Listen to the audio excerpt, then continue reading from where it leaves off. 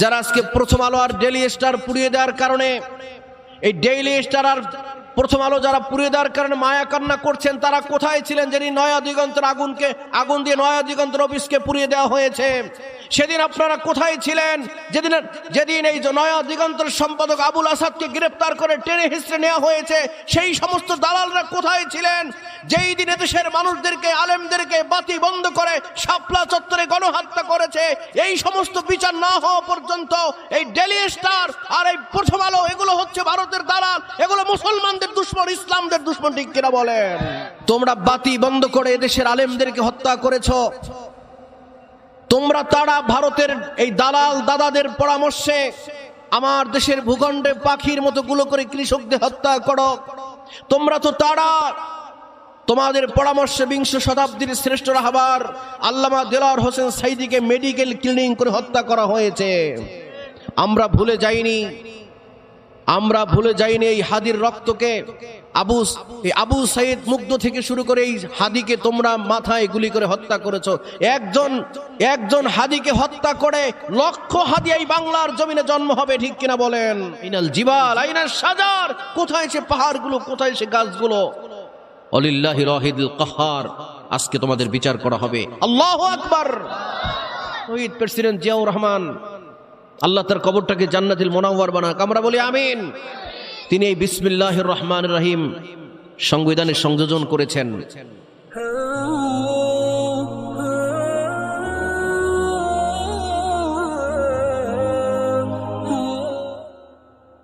সম্মানিত ভাইরা, আজকে থেকে ৬,০০০ বছর আগে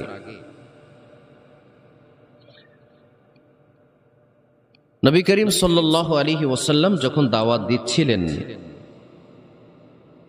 এমতো অবস্থায় মক্কার কিছু ব্যক্তিরা কোরআনকে, আল্লাহর নবীকে অস্বীকার করতে লাগলো যে মুহাম্মদ নবী না। তো ইবনে হিশাম লেখেন, এর পক্ষে আবু জাহেল দলিল দিতে গিয়ে বলছে যে জিব্রাইল কি আমার বাড়িটা চেনে না? আমার বাড়ি তো মুহাম্মাদের বাড়ির কাছে, জিব্রাইল মুহাম্মাদের কাছে আসে, আমার বাড়িতে কি দুই একবার আসতে পারে না এই কোরআন নিয়ে? অপেক্ষা করে জিব্রাইল যে তার বাড়িতে জিবরিল কোরআন নিয়ে আসবেন, আসমান থেকে ওহী নিয়ে আসবেন। নাউজুবিল্লাহ বলেন। শেষ পর্যন্ত যখন ওহী নিয়ে আসে না, তখন বলতে লাগলো যে লোকেরা জিজ্ঞেস করে, আবু জাহেল তোমার কাছেও নাকি জিব্রাইল আসে, তোমার কাছে নাকি কোরআন আসে? কয় যেটা মুহাম্মাদের কাছে আসে ওটা আমার কাছেও আসে, কোনো ব্যাপার না। নাউজুবিল্লাহ বলেন। মানে এটা একটা সহজ বিষয়, একটা মামুলি বিষয়, যে কোনো ব্যাপার না। মুহাম্মাদের কাছেও আসে, আমার কাছেও, মাঝে মাঝে মুহাম্মদুর রাসূলুল্লাহর কাছে যায়, মাঝে মাঝে আমার কাছেও আসে, কোনো ব্যাপার না। শেষ পর্যন্ত তাকে বলল যে মুহাম্মদ নবী না, মুহাম্মাদের কথা শোনা যাবে না সাল্লাল্লাহু আলাইহি ওয়াসাল্লাম। আর নবী না, এই ব্যাপারে তাদের কাছে কোনো দলিলও নাই। শেষ পর্যন্ত কি করলো? চিন্তা করলো যে আমরা তো কোনো আলেম না, আমরা কোনো আলেম না। নূর হোসাইন ভাই যা জানে, সাধারণ মানুষ কি তা জানে? কোনো কিছু জানার জন্য মাওলানা কামাল উদ্দিন জাফরি সাহেবের কাছে আসেন যে হুজুর এই মাসালাটা কি হবে, হুজুরের কাছে যাই, তাই না? পিছনের ভাইরা কি বলেন? তো মক্কার লোকেরা চিন্তা করলো মুহাম্মদ যে নবী না, এই ব্যাপারে আমাদের কাছে কোনো দলিলও নাই। নবী করিম সাল্লাল্লাহু আলাইহি ওয়াসাল্লাম সম্পর্কে কাফেরদের বক্তব্য হলো যে নবী আসলে নবী না, আল্লাহর প্রেরিত রাসূল নয়, তিনি মিথ্যা নবুয়ত দাবি করেন। নাউজুবিল্লাহ বলেন। আর তিনি নবী কিনা এই ব্যাপারে তাদের কাছে কোনো দলিল নাই যে নবী, সে নবী না, এইটা জানে হলো আলেমরা। আর আলেমরা বসবাস করে মদিনায়, বড় বড় ইহুদি আলেম, ইহুদি পণ্ডিত, তারা মদিনায় বসবাস করে। তা কি করা যায় যে আমরা একদল প্রতিনিধি মক্কার থেকে মদিনায় পাঠিয়ে দেই, যাতে করে মুহাম্মদ সাল্লাল্লাহু আলাইহি ওয়াসাল্লাম, মুহাম্মদ সম্পর্কে ওনারা জেনে আসতে পারে, আলেমদের কাছে জিজ্ঞেস করে যে আসলে নবী কিনা। এই চিন্তা করে হযরত ইবনে আব্বাস রাদিয়াল্লাহু তাআলা আনহু বর্ণনা করেন যে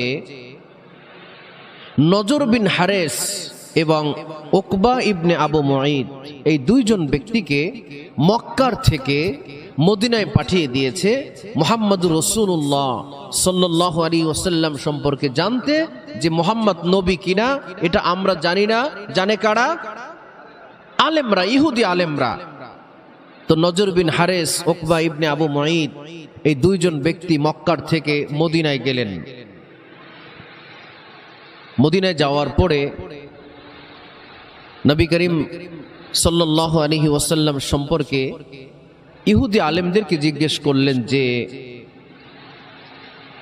আমরা তো মক্কার থেকে এসেছি, আমাদের ভাই ভাতিজা, আমাদের সমাজে বড় হয়েছে, কিন্তু তিনি নবী দাবি করছেন, তিনি নাকি নবী। এখন আপনাদের কাছে জানতে এসেছি আসলে সে নবী কিনা। ইহুদি আলেমরা তাদেরকে তিনটা পরামর্শ দিল। কয়টা? তিনটা পরামর্শ দিল যে নবীকে, মুহাম্মদকে গিয়ে তিনটা প্রশ্ন করবে। যদি তিনটা প্রশ্নের উত্তর দিতে পারে তাহলে সে নবী, আর যদি উত্তর দিতে না পারে তাহলে সে নবী না, তাহলে তাকে তোমরা অনুসরণ করবে না। আর যদি উত্তর দিতে পারে তাহলে তোমরা তার অনুসরণ করো, সে নিঃসন্দেহে নবী। সুবহানাল্লাহ বলেন। প্রথম প্রশ্ন হলো,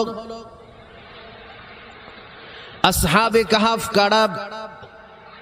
কোন সে 7 জন যুবক ঈমান নিয়ে দেশত্যাগ করেছিলেন? তাদের অবস্থা কি, তাদের রহস্য কি? মুহাম্মদুর রাসূলুল্লাহর কাছে জানতে চাইবে। দ্বিতীয় প্রশ্ন হলো, ওয়াসআলুনাকা আনির রূহ, রূহ কি জিনিস, রূহের রহস্য কি, এইটা মুহাম্মাদের কাছে জানতে চাইবে। আর তৃতীয় প্রশ্ন হলো, ওয়াসআলুনাকা আন যিল করনাইন, যুলকরনাইন কে, যিনি গোটা বিশ্ব ভ্রমণ করেছিলেন, মাশরিক হতে মাগরিব, সূর্য অস্ত এবং সূর্যোদয়ের গোটা দেশ যিনি ভ্রমণ করেছেন, গোটা পৃথিবী যিনি ভ্রমণ করেছেন, তিনি তার অবস্থান কোথায়, কি অবস্থায় আছে, এই তিনটা প্রশ্ন মুহাম্মদুর রাসূলুল্লাহর কাছে করবে। যদি উত্তর দিতে পারে তাহলে সে নবী, তাকে অনুসরণ করো। আর যদি উত্তর দিতে না পারে তাহলে তোমরা তার অনুসরণ করবে না। কথা শোনা যাচ্ছে?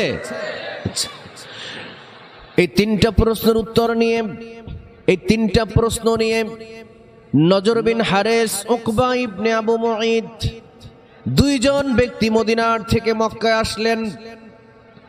মক্কায় এসে আবু জাহেলকে বললেন যে তিনটা প্রশ্ন করেছে, যদি তিনটা প্রশ্নের উত্তর মুহাম্মদ দিতে পারে তাহলে তাকে মানতে বলেছে, আর যদি উত্তর দিতে না পারে তাহলে মুহাম্মদকে না মানার জন্য, তিনি নবী না এটা না মানার জন্য আমাদেরকে নিষেধ করেছেন।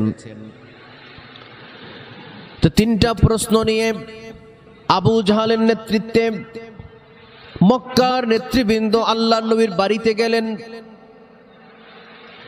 নবীর বাড়িতে গিয়ে মুহাম্মদুর রাসূলুল্লাহ সাল্লাল্লাহু আলাইহি ওয়াসাল্লামকে প্রশ্ন করলেন, ইয়া মুহাম্মদ, সাআলুহু, আমাদের প্রশ্নের উত্তর দাও। আল্লাহর নবী ঘর থেকে বের হলেন, তিনটা প্রশ্ন শুনলেন।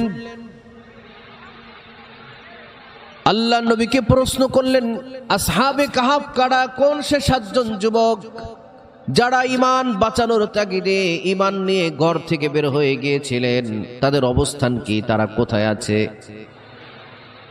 দ্বিতীয় প্রশ্ন করেছে মুহাম্মদকে সাল্লাল্লাহু আলাইহি ওয়াসাল্লাম, আসহাবে কাহাফ কারা, কোথায় তাদের অবস্থান? এটা ছিল প্রথম প্রশ্ন। দ্বিতীয় প্রশ্ন, রূহের কি অবস্থা, রূহ কোথায় থাকে, রূহের অবস্থান কোথায়, রূহের রহস্য কি? আর তৃতীয় প্রশ্ন হলো, ওয়াসআলুনাকা আন যিল করনাইন, যুলকরনাইন, যিনি মাশরিক হতে মাগরিবের সীমাল সে জুনুব পর্যন্ত ভ্রমণ করেছিল, তার অবস্থান কি, তার রহস্য কি? আমাদেরকে তিনটা প্রশ্নের উত্তর দাও। প্রশ্ন কয়টা? তিনটা। নবী করিম সাল্লাল্লাহু আলাইহি ওয়াসাল্লাম তিনি বলে দিলেন যে আগামীকালকে উত্তর দিয়ে দেব। শোনা যায় কথা? আগামীকালকে আমি এই তিনটা প্রশ্নের উত্তর দিয়ে দেব। তো পরের দিন কাফেরেরা আবার আসলো নবী করিম সাল্লাল্লাহু আলাইহি ওয়াসাল্লামের বাড়িতে, এসে বললেন যে মুহাম্মদ সাল্লাল্লাহু আলাইহি ওয়াসাল্লাম, আমাদের প্রশ্নের উত্তর দাও। তো নবী করিম সাল্লাল্লাহু আলাইহি ওয়াসাল্লাম পরের দিন উত্তর দিতে পারেননি, এজন্য যে আল্লাহ নবীর খেয়াল ছিল এই যে রাত্রে জিবরিল আলাইহিস সালাম আসবে, আমি এই প্রশ্নের উত্তরগুলো জিবরিলের কাছে করব, জিবরিল আমাকে বলে দিবে, আমি সকালবেলা কাফেরদেরকে প্রশ্নের উত্তর দেব। কিন্তু ঘটনাক্রমে জিবরিল আলাইহিস সালাম আর ওই রাতে আসেননি। নবী করিম সাল্লাল্লাহু আলাইহি ওয়াসাল্লাম কিছুটা বিব্রত বোধ করলেন। তিনি বললেন যে আম্মি, হে আমার চাচারা ও মক্কার লোকেরা, আগামীকালকে আসেন, আগামীকালকে উত্তর দিয়ে দেব। তৃতীয় দিন আবার লোকজন জড়ো হলে এসে বলছেন, ইয়া মুহাম্মদ, হে মুহাম্মদ, হে মুহাম্মদ, উখরুজ ইলাইনা, ঘর থেকে বের হও, আমাদের প্রশ্নের উত্তর দাও। নবী করিম সাল্লাল্লাহু আলাইহি ওয়াসাল্লাম তৃতীয় দিন উত্তর দিতে পারলেন না। মানসিকভাবে কিছুটা বিপর্যস্ত হয়ে যাচ্ছেন, মানসিকভাবে নবী করিম সাল্লাল্লাহু আলাইহি ওয়াসাল্লাম ভেঙে পড়ছেন, উত্তর দিতে পারে না, কাফেরদের প্রশ্নের উত্তর দিতে পারে না। আস্তে আস্তে কাফেরদের দল ভারী হয়ে যাচ্ছে। এইদিকে মুহাম্মদুর রাসূলুল্লাহ পেরেশানিতে ভুগছেন, কেন জিবরিল আসে না? আল্লাহু আকবার, কেন জিবরিল আসে না? 4 দিন হয়ে গেল,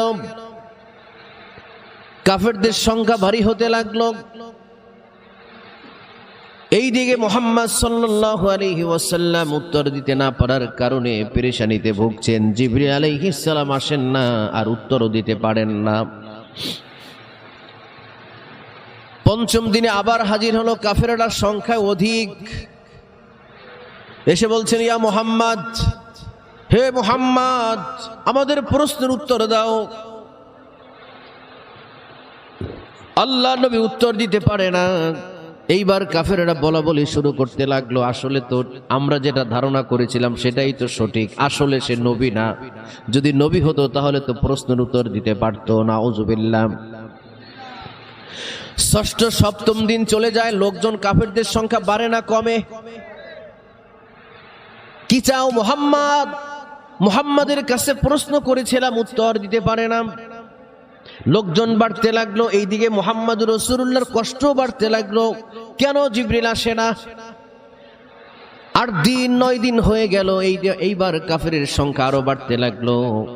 কাফেরদের সংখ্যা বাড়তে বাড়তে এইবার মোটামুটি বড় একটা সমাবেশ হয়ে গেল।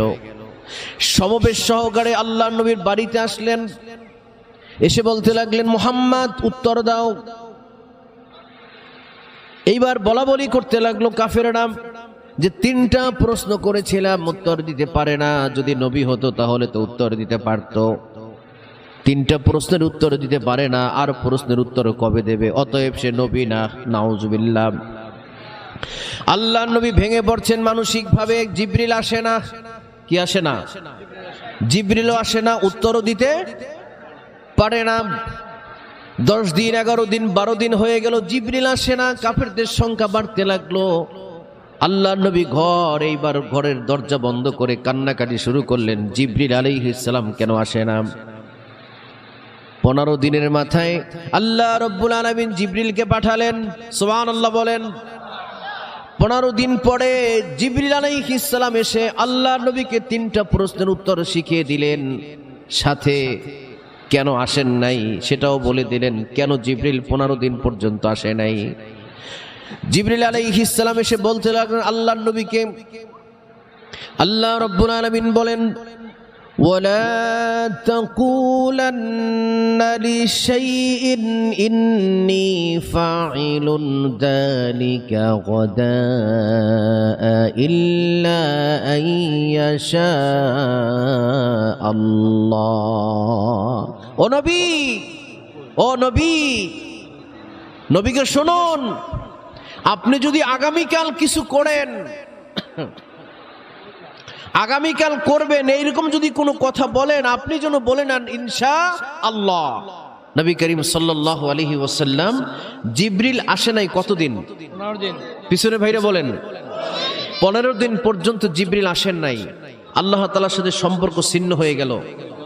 মুহাম্মদুর রাসূলুল্লাহ পৃথিবীর সবচেয়ে ভালো মানুষ, পৃথিবীর শ্রেষ্ঠ মানুষ, নবীদের নবী, নবীদের নবী, ইমামুল মুরসালিন, নবীদের ইমাম। 15 দিন পর্যন্ত ওহী বন্ধ, জিবরিল আলাইহিস সালাম আসা বন্ধ। এর মানে হচ্ছে কোরআন আসা বন্ধ, আল্লাহ তাআলার সাথে সম্পর্ক ছিন্ন হয়ে যাচ্ছে। আল্লাহ তাআলা 15 দিন পরে আয়াত নাজিল করলেন। নবী আয়াত নাজিল করলেন, 15 দিন না আসার কারণও বললেন, এবং ওই 3টা প্রশ্নের উত্তরও শিখিয়ে দিলেন। সুবহানাল্লাহ। নবী করিম সাল্লাল্লাহু আলাইহি ওয়াসাল্লামকে বলেন, নবীকে শুনুন, আগামীকাল করবেন এরকম যদি কোনো কথা বলেন, আপনি যেন বলেন ইল্লা আইয়াশা আল্লাহ, আপনি যেন বলেন ইনশাআল্লাহ। ইনশাআল্লাহ না বলার কারণে, শুনুন, ইনশাআল্লাহ না বলার কারণে নবী করিম সাল্লাল্লাহু আলাইহি ওয়াসাল্লাম পৃথিবীর সবচেয়ে ভালো মানুষ, শ্রেষ্ঠ মানুষের প্রতি আল্লাহ তাআলা বিরাগ ভাজন হয়ে নবী করিম সাল্লাল্লাহু আলাইহি ওয়াসাল্লামের উপরে বেজার হয়ে রাগ করে 15 দিন পর্যন্ত ওহী যদি বন্ধ থাকতে পারে, শুনুন ভোলাবাসী, যারা আল্লাহকে বাদ দিতে চায় ইনশাআল্লাহ বলে না, যারা আল্লাহকে বাদ দিয়ে নিজের ক্ষমতার মসনদকে এই হাতুড়ি লীগ, এই পুলিশ, বিডিআর আর বিজিবি আর র্যাব দিয়ে যারা টিকে থাকতে চায়, আল্লাহর শক্তির সাথে যারা মোকাবেলা করতে চায়, থাকতে চেয়েছিল 41 সাল পর্যন্ত, জনগণ এদেশের সময় দিয়েছে 45 মিনিট। কেন? এজন্য যে আল্লাহকে বাদ দিয়েছিল, যেখানে আল্লাহর নাম ছিল সেখানেই তার সাথে শত্রুতা ছিল, সেখানেই বাধা ছিল। ঠিক কিনা বলেন? তোমরা তারা এ পাগল হানে বইছেন কা?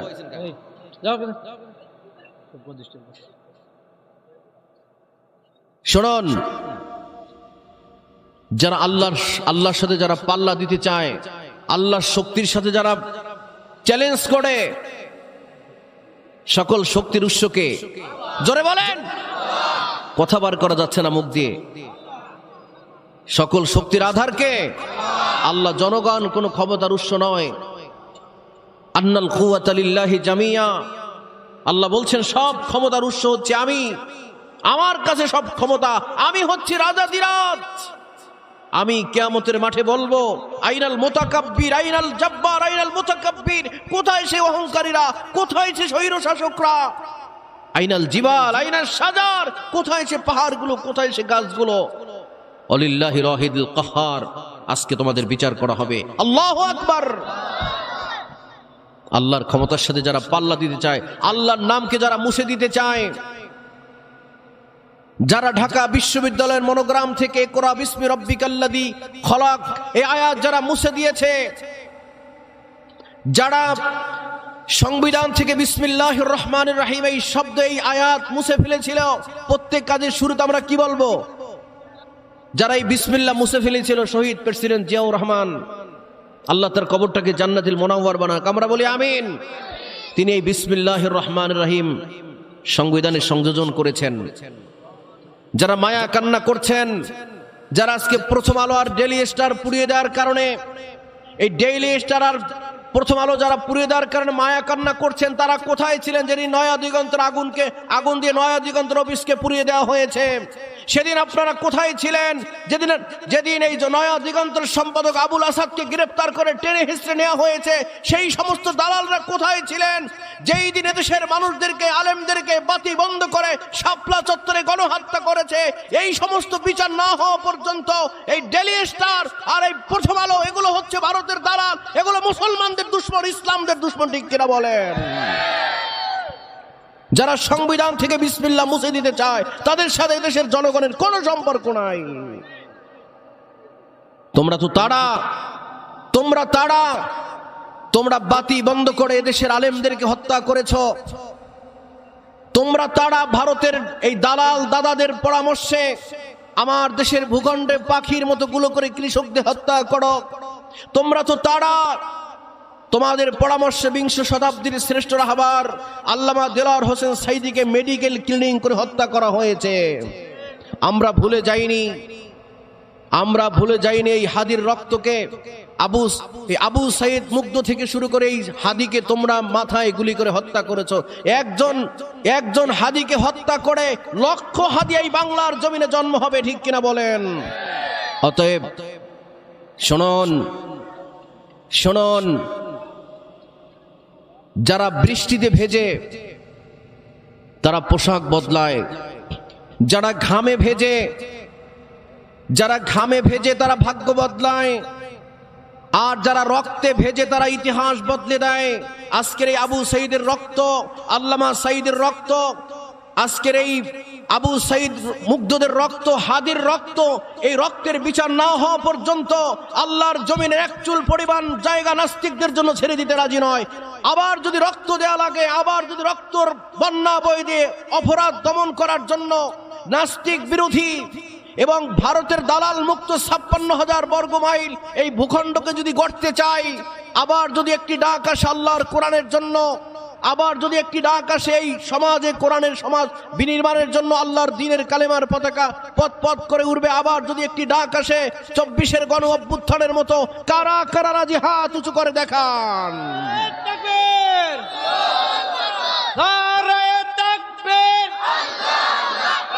আল কোরআনের আলো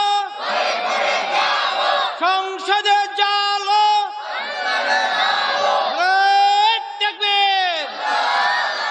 প্রিয় ভাইরা, আমরা রক্ত দিতে শিখেছি, রক্ত দিয়েছি আমরা রক্ত দিয়েছি বর্ণের ভাষা আন্দোলনে, আমরাই রক্ত দিয়েছি। কোনো রাম ভাম রক্ত দেয়নি, কোনো রাম আর বাম আর কোনো নাস্তিক আর কোনো বুদ্ধিজীবী নামের বুদ্ধি প্রতিবন্ধী রক্ত দেয়নি। রক্ত দিয়েছে মুসলমানেরা, রক্ত দিয়েছে আলেমরা, রক্ত দিয়েছে দেশের তাওহীদি জনতা, রক্ত দিয়েছি বর্ণের ভাষা আন্দোলনে, রক্ত দিয়েছি 69-এর গণ অভ্যুত্থানে, রক্ত দিয়েছি মহান মুক্তিযুদ্ধে, রক্ত দিয়েছি 5ই মে শাপলা চত্বরে, রক্ত দিয়েছি 24-এর গণ অভ্যুত্থানে। আবার যদি রক্ত দেওয়া লাগে, রক্ত দিয়ে যদি এই জমিনকে ধুয়ে মুছে সাফ করা লাগে ভারতের দালাল মুক্ত ভারতের এই ফ্যাসিস্টদেরকে বিদায় করার জন্য, আবার যদি রক্ত দেওয়া লাগে, সবাই রাজি আছি আমরা। নারায়ে তাকবীর। আল্লাহ আমাদেরকে কবুল করেন, বলেন আমিন। অতএব যারা বিসমিল্লাহ মুছে ফেলতে চায়, শুনুন, যারা বিসমিল্লাহ মুছে ফেলতে চায়, আমরা শহীদ প্রেসিডেন্ট জিয়াউর রহমান তিনি বিসমিল্লাহ লাগিয়েছেন, আর 72-এর সংবিধান বিসমিল্লাহ মুছে ফেলেছেন। 18 কোটি মানুষ এদেশে বসবাস করে, যে দেশে 93% মুসলমান, যে দেশে আজান হলে পরে সূর্য ওঠে, যে দেশে আজান হওয়ার পরে সূর্য ডোবে, যে দেশের মানুষ আজান শোনার পরে হুমড়ি খেয়ে এই 3.5-4 লক্ষ মসজিদগুলো জুমার দিন জায়গা দেয়া যায় না, সেই দেশে বিসমিল্লাহির রহমানির রহিম যারা মুছে ফেলেছে, তাদের সাথে দেশের জনগণের কোনো সম্পর্ক থাকতে পারে না। আজান হওয়ার পরে যে দেশে সূর্য ওঠে, সেই দেশ আবার এই দেশ নিয়ে যারা ফ্যাসিস্ট, ভারতের আধিপত্যবাদ দালালদের বিরুদ্ধে কথা বলতে গিয়ে আজকে হাদি রক্ত দিয়েছে। আমার দেশের কাঁটাতারের বেড়ায় ফেলানিকে ঝুলিয়ে রাখে, আমার দেশের ভারতের 800 বছরের গুজরাটের বাবরি মসজিদকে যারা ভেঙে মাটির সাথে গুঁড়িয়ে দেয়, যারা ফ্যাসিস্টদেরকে আশ্রয় দেয়, যেই দিকে ফ্যাসিস্ট জালেম আশ্রয় নেয়, এবং যেই দেশে বাবরি মসজিদকে ভেঙে মাটির সাথে গুঁড়িয়ে দেয়, যেই দেশে মিনারের পতাকা মাইক নামিয়ে যেখানে বানরের পতাকা উড়ায়, সেই দেশের সাথে এদেশের মানুষের সেই ফ্যাসিস্টদের সাথে কোনো সম্পর্ক থাকতে পারে না। প্রিয় ভাইরা, আল্লাহ নবী সাল্লাল্লাহু আলাইহি ওয়াসাল্লামের কাছে প্রশ্ন করেছিল কয়টা? 3টা প্রশ্ন করেছে। উত্তর নবী করিম সাল্লাল্লাহু আলাইহি ওয়াসাল্লাম উত্তর দিতে পারেনি। কতদিন হয়েছে? 15 দিন। 15 দিন পরে আল্লাহ তাআলা তাকে ওই 3টা প্রশ্নের উত্তর শিখিয়ে দিলেন এবং সংশোধনী দিলেন। সংশোধনী কি?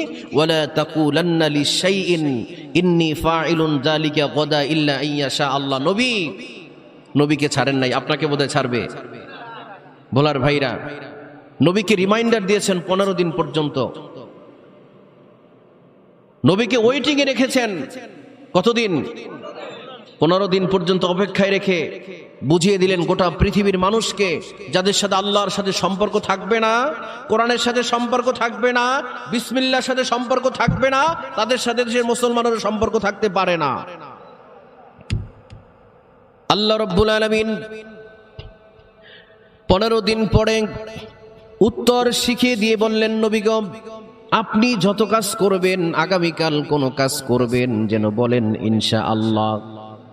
আগামীকাল ফজরের নামাজ পড়ব, বলেন, আবার বলে না। জীবনে কোনোদিন নামাজ বাদ দেব না। কষ্ট হয়ে যাচ্ছে।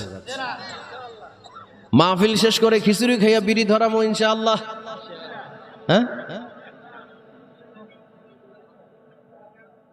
এক বেড়া কষ্ট হচ্ছে না তো? কথা বললেন, কথা না বলে হুট করে কিন্তু মোনাজাত দিয়ে দেবো আমি।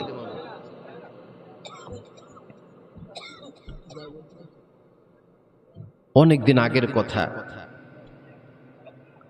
তো এক বেড়া গেছে বাজারে গরু কিনতে। তো গরুর দরদাম হয়েছে, তো পকেটে টাকা নিয়ে গেছে, যে স্ত্রীকে বলে গেছে যে আমি 2টা দোষণা বাছুর, দোষণা বলেন না, বলার ভাইরা বলা আস্তে আস্তে মোটামুটি ভাষা মুখস্থ হয়ে গেছে, যে দোষণা বাছুর নিয়ে আমি বিকেল বেলায় ফিরবো বাজার থেকে,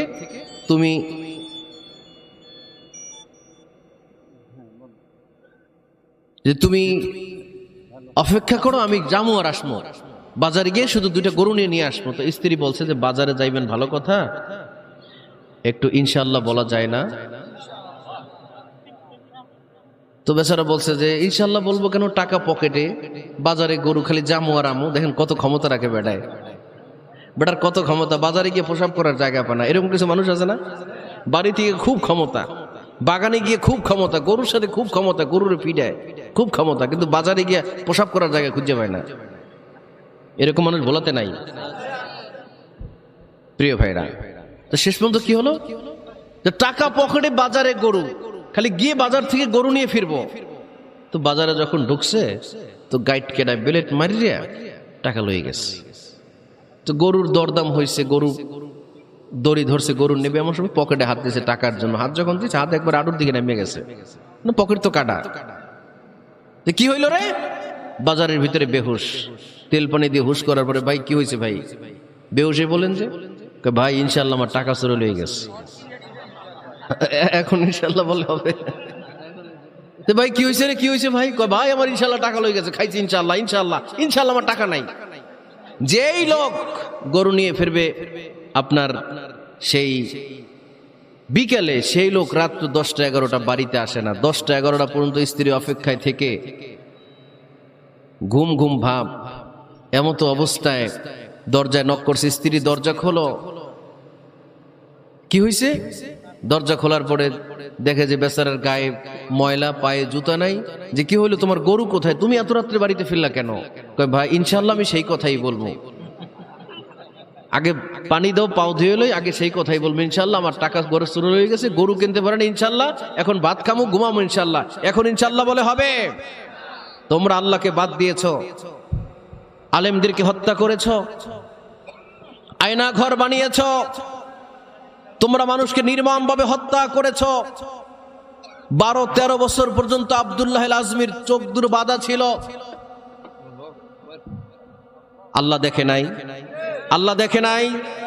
তোমরা তারা, শুধু স্মরণ করিয়ে দিতে চাই, তোমরা তারা 60 বছরের বৃদ্ধ শাইখুল হাদিস আল্লামা আজিজুল হক রাহিমাহুল্লাহ, তোমরা তাকে চুরির মামলা দিয়েছিলে তার নামে। আমরা তোমাকে হারাই নাই, তোমাদেরকে আমরা হারাই নাই। 50 বছর পর্যন্ত তাফসীর করেছেন গোটা পৃথিবীতে আল্লামা দেলোয়ার হোসেন সাইদি রাহিমাহুল্লাহ। এই মানুষটাকে তোমরা চুরির মামলা দিয়েছো, আল্লাহ দেখে নাই? আল্লাহ দেখে নাই? তোমরা নির্দোষ মানুষদেরকে হত্যা করেছো, নির্দোষ মানুষের চোখের পানি ঝরিয়েছো, কত মাকে তোমরা বিধবা করেছো, কত মার সন্তান তোমরা মা বাবাদেরকে এতিম করেছো, সন্তান হারা করেছো, আল্লাহ দেখে নাই? তোমরা শাপলা চত্বর রক্তে রঞ্জিত করেছো, লাশ ট্রাকে ভরে বঙ্গোপসাগরে নিয়ে গেছো, আল্লাহ দেখে নাই? তোমরা তারা তোমাদের হাত এদেশের মুসলমানদের, এদেশের আলেমদের রক্তে রঞ্জিত, আল্লাহ দেখে নাই? আমরা তোমাদেরকে হারাই নাই। আল্লাহ তাআলার গজব, আল্লাহ তাআলার আযাব একটার পরে একটা তসবির দানার মতো তোমাদের উপরে পতিত হয়েছে। যখন পতিত হয়েছে, তোমাদের যারা ফেসির ছিল, আনেম নামের চাটুকার ছিল, বলার ভাইরা কিছু কথা আমাকে বলতে, স্টেজে কথা বলেন কেন? কথা বলে স্টেজ থেকে নেমে যেতে হবে। ওয়াজ আপনি করেন, এসে কথা বলা কি সহজ মেয়া? একটা ডিস্টার্ব করবেন না ভাই, প্লিজ। এগুলো আমি ডিসলাইক করি, অপছন্দ করি। প্রিয় ভাইরা, যারা আল্লাহ তাআলার এই মানুষদেরকে নির্যাতন করে, মায়ের বুক খালি করে, রক্ত ঝরায়, আল্লাহ তাআলা বলছেন, মান কানাত ইনদাহু মাজলামাতুল লিআখিহি মিন ইরদিহি আও মিন শাইইন ফালিয়াতাহাল্লালহু মিনহুল ইয়াওমা আল্লা ইয়াকুনা দিনাউ ওয়ালা দিরহাম। আল্লাহ নবী বলছেন, ইত্তাকু যুলমা, পৃথিবীর মানুষ তোমরা জুলুমকে ভয় করো। ফাইন্না যুলমা যুলমাতুল ইয়াউমাল কিয়ামা, জুলুম মানুষের চোখের পানি, মানুষের বদদোয়া। আকাশে আগুন যেরকম ফাট করে উপরে উঠে যায়, মানুষের বদদোয়া, মানুষের চোখের পানি, যাদেরকে জুলুম করেছো, অন্যায় করেছো, ওই পানিগুলো ফাট করে আসমানে আল্লাহর কাছে কবুল হয়ে যায়। প্রিয় ভাইরা, যারা জুলুম করে, শুনুন, যারা জুলুম করে, অন্যায় করে, ব্যক্তি পালিয়ে গেলেও, ব্যক্তি দুনিয়ার থেকে বিদায় হলেও, সেই জুলুমের বদদোয়া কিন্তু চলমান থাকে, বদদোয়া হইতেই থাকে। ওই জায়গার প্রতি, ওই জনগণের প্রতি, ওই জনপদের প্রতি, ওই ব্যক্তির প্রতি বদদোয়া পড়তেই থাকে, আল্লাহ তাআলার গজব পড়তেই থাকে। আল্লাহু আকবার। আজকে থেকে ৪৫০০ বছর আগে সামুদ জাতিকে আল্লাহ তাআলা যেখানে ধ্বংস করেছিলেন, সেই পথ দিয়ে নবী করিম সাল্লাল্লাহু আলাইহি ওয়াসাল্লাম তবুকের যুদ্ধ করে ওখান দিয়ে ফিরছিলেন, সাথে হাজার হাজার সাহাবায়ে কেরাম। শুনতেছেন আপনারা? হাজার হাজার সাহাবায়ে কেরাম। এই সাহাবায়ে কেরামদেরকে নিয়ে যেখানে সামুদ জাতিকে আল্লাহ তাআলা ধ্বংস করেছেন, এই জালেমদেরকে যেখানে মাটির সাথে মিশিয়ে দিয়েছেন, ওই পথ দিয়ে যখন যাচ্ছিলেন, আল্লাহ তাআলা ডাক দিয়ে বলেন, ওয়াল্লাযী মাসাকিনাল্লাযীনা যালামু আনফুসাহুম। নবী, হাদাল ওয়াদা, এটা সেই জায়গা যেখানে আল্লাহ তাআলার গজব পড়ে।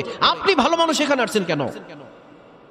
আপনি ভালো মানুষ, আপনার সাহাবায়ে কেরাম ভালো মানুষ, আপনি কেন এই পথে আসলেন? নবী করিম সাল্লাল্লাহু আলাইহি ওয়াসাল্লাম যাওয়ার কোনো যেহেতু পথ ছিল না, ওই পথ দিয়ে যখন আসছিল, তখন আল্লাহ তাআলা বলেন, ও নবী, আপনি যদি এসেছেন, আপনি কান্নাকাটি করে, রোনাজারি করে এই পথ দৌড়ে পার হয়ে যান, কারণ এই পথের উপরে এখনো আল্লাহর গজব পড়ে। কি পড়ে? এখনো গজব পড়ে।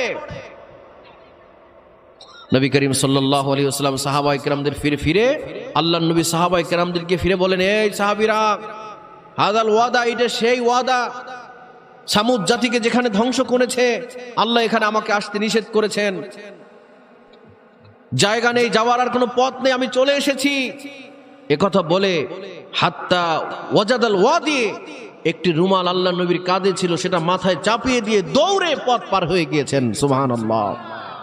কারণ ওই জায়গার প্রতি এখনো গজব পড়ে, ওই জায়গার প্রতি গজব পড়ে। যারা আলেমদেরকে হত্যা করে, মানুষদেরকে হত্যা করে, জুলুম করে, অন্যায় করে, তারা চলে গেলেও তাদের সেই আতুর ঘর, তাদের সেই ঘর বাড়িগুলো, ওগুলোর উপরে আল্লাহর গজব পড়ে, যেখানে বসে পরামর্শ হয়। এই জন্য গণভবন থাকতে পারে নাই, ধানমন্ডির ৩২ থাকতে পারে নাই, মানুষ ইট খুলে নিয়েছে, উৎসব করে, এই জন্য যে ওই সমস্ত ঘরে বসে বাংলাদেশের বিরুদ্ধে, মুসলমানদের বিরুদ্ধে, ভারতের আধিপত্যদেরকে এই দেশে কায়েম করার জন্য যেখানে ষড়যন্ত্র হয়েছে, ওই ঘরগুলো চিহ্নিত হয়েছে, কিয়ামত পর্যন্ত চিহ্নিত থাকবে।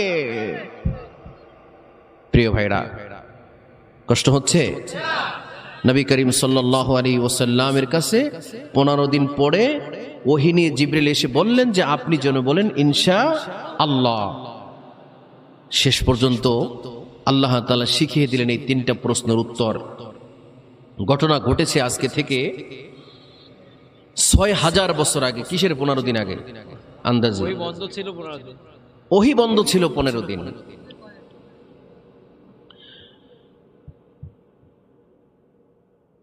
পনেরো দিন এই ৬,০০০ বছর আগে বর্তমান জর্দানের রাজধানী আম্মান শহর থেকে ৬০ কিলোমিটার দক্ষিণ পূর্বে হযরত আব্বাস রাদিয়াল্লাহু তাআলা আনহুর বর্ণনা অনুযায়ী মানজালুস নামক পাহাড়ে হাইজুন নামক গর্তে এক হৃদয় বিদায় ঘটনার অবতারণা হয়েছিল। সুবহানাল্লাহ। প্রশ্ন করেছিল কয়টা?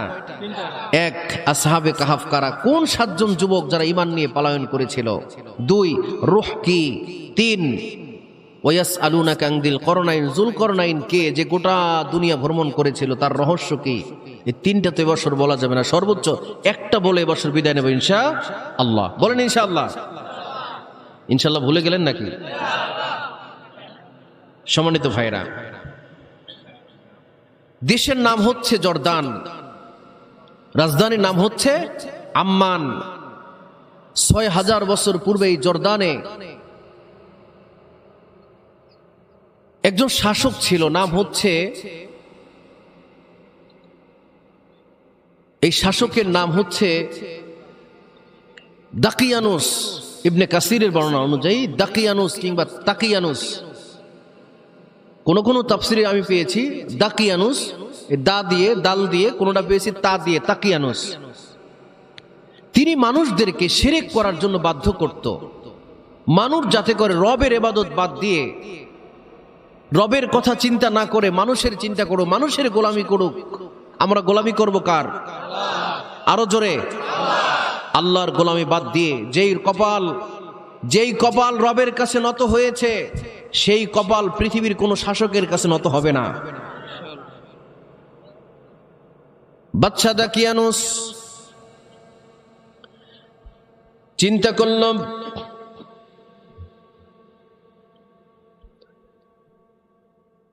দেশের মানুষ সব যদি আমার গোলাম হয়ে যায়, সবাই যদি আমাকে সেজদা করে, আমার পূজা অর্চনা করে, যেহেতু তিনি শাসক, যেহেতু রাষ্ট্রের প্রধান, এই চিন্তা করে মানুষদেরকে বাধ্য করতে লাগলো সবাই তার গোলামি করবে, রবের গোলামি করবে না।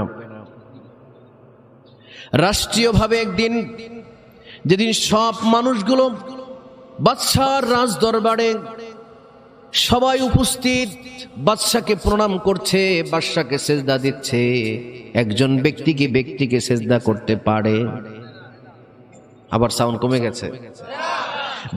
ব্যক্তিকে সেজদা করতে পারে? বাদশা দাকিয়ানুস মানুষদেরকে বাধ্য করতে লাগলো সবাই যেন তাকে সেজদা করে, পায়ের কাছে চুমু খায়, পায়ের কাছে মাথা লুটিয়ে পড়ে। এই চিন্তা করে রাজপ্রাসাদে বড় আয়োজন করেছে, সবাই তাকে মস্তক অবনত করে সবাই সেজদা করছে। এর মধ্যে একজন যুবকের চিন্তার দ্বার খুলে গেল। আল্লাহু আকবার। একজন যুবক চিন্তা করতে লাগলো, আমাদের যেহেতু একজন স্রষ্টা আছে, যিনি আমাদেরকে সৃজন করেছেন, যিনি আমাদেরকে সৃষ্টি করেছেন, তাকে বাদ দিয়ে কেন আমরা এই বাদশাকে সেজদা করব? এই চিন্তা করে যুবক অস্তে করে রাজপ্রাসাদ থেকে বের হয়ে একটা গাছের ছায়ার নিচে আশ্রয় নিতে বসে পড়লেন। বসে বসে তাকিয়ে চিন্তা করতে লাগলেন, আহারে মানুষ কত বোকা, রবকে বাদ দিয়ে বাদশার সামনে মাথা নত করে, ক্ষমতাসীনদের কাছে মাথা নত করে। এই চিন্তা যখন করতে লাগলেন, কিছুক্ষণ পরে আরো একজন যুবক বের হয়ে আসলো। 2 জন যুবক পাশাপাশি বসে আছে, চুপচাপ বসে আছে, মন খারাপ করে বসে আছে। কিছুক্ষণ পরে আরো একজন যুবক বের হয়েছে। কয়জন হলো? 3 জন যুবক বসে বসে চিন্তা করতে লাগলো, আরে এই জাতিকে কিভাবে এই অন্ধকার থেকে দূর করা যায়, এই শিরক থেকে কিভাবে মুক্ত করা যায়। আল্লাহকে বাদ দিয়ে মানুষ সব বাদশার পূজা করছে, বাদশার সামনে মাথা নত করছে। কিছুক্ষণ পরে আরো একজন যুবক বের হয়ে গেল। কয়জন হলো? কিছুক্ষণ পরে আরো একজন যুবক বের হয়েছে। কয়জন? এই 5 জন যুবক পাশাপাশি বসা। কেউ কারোর সাথে কথা বলে না।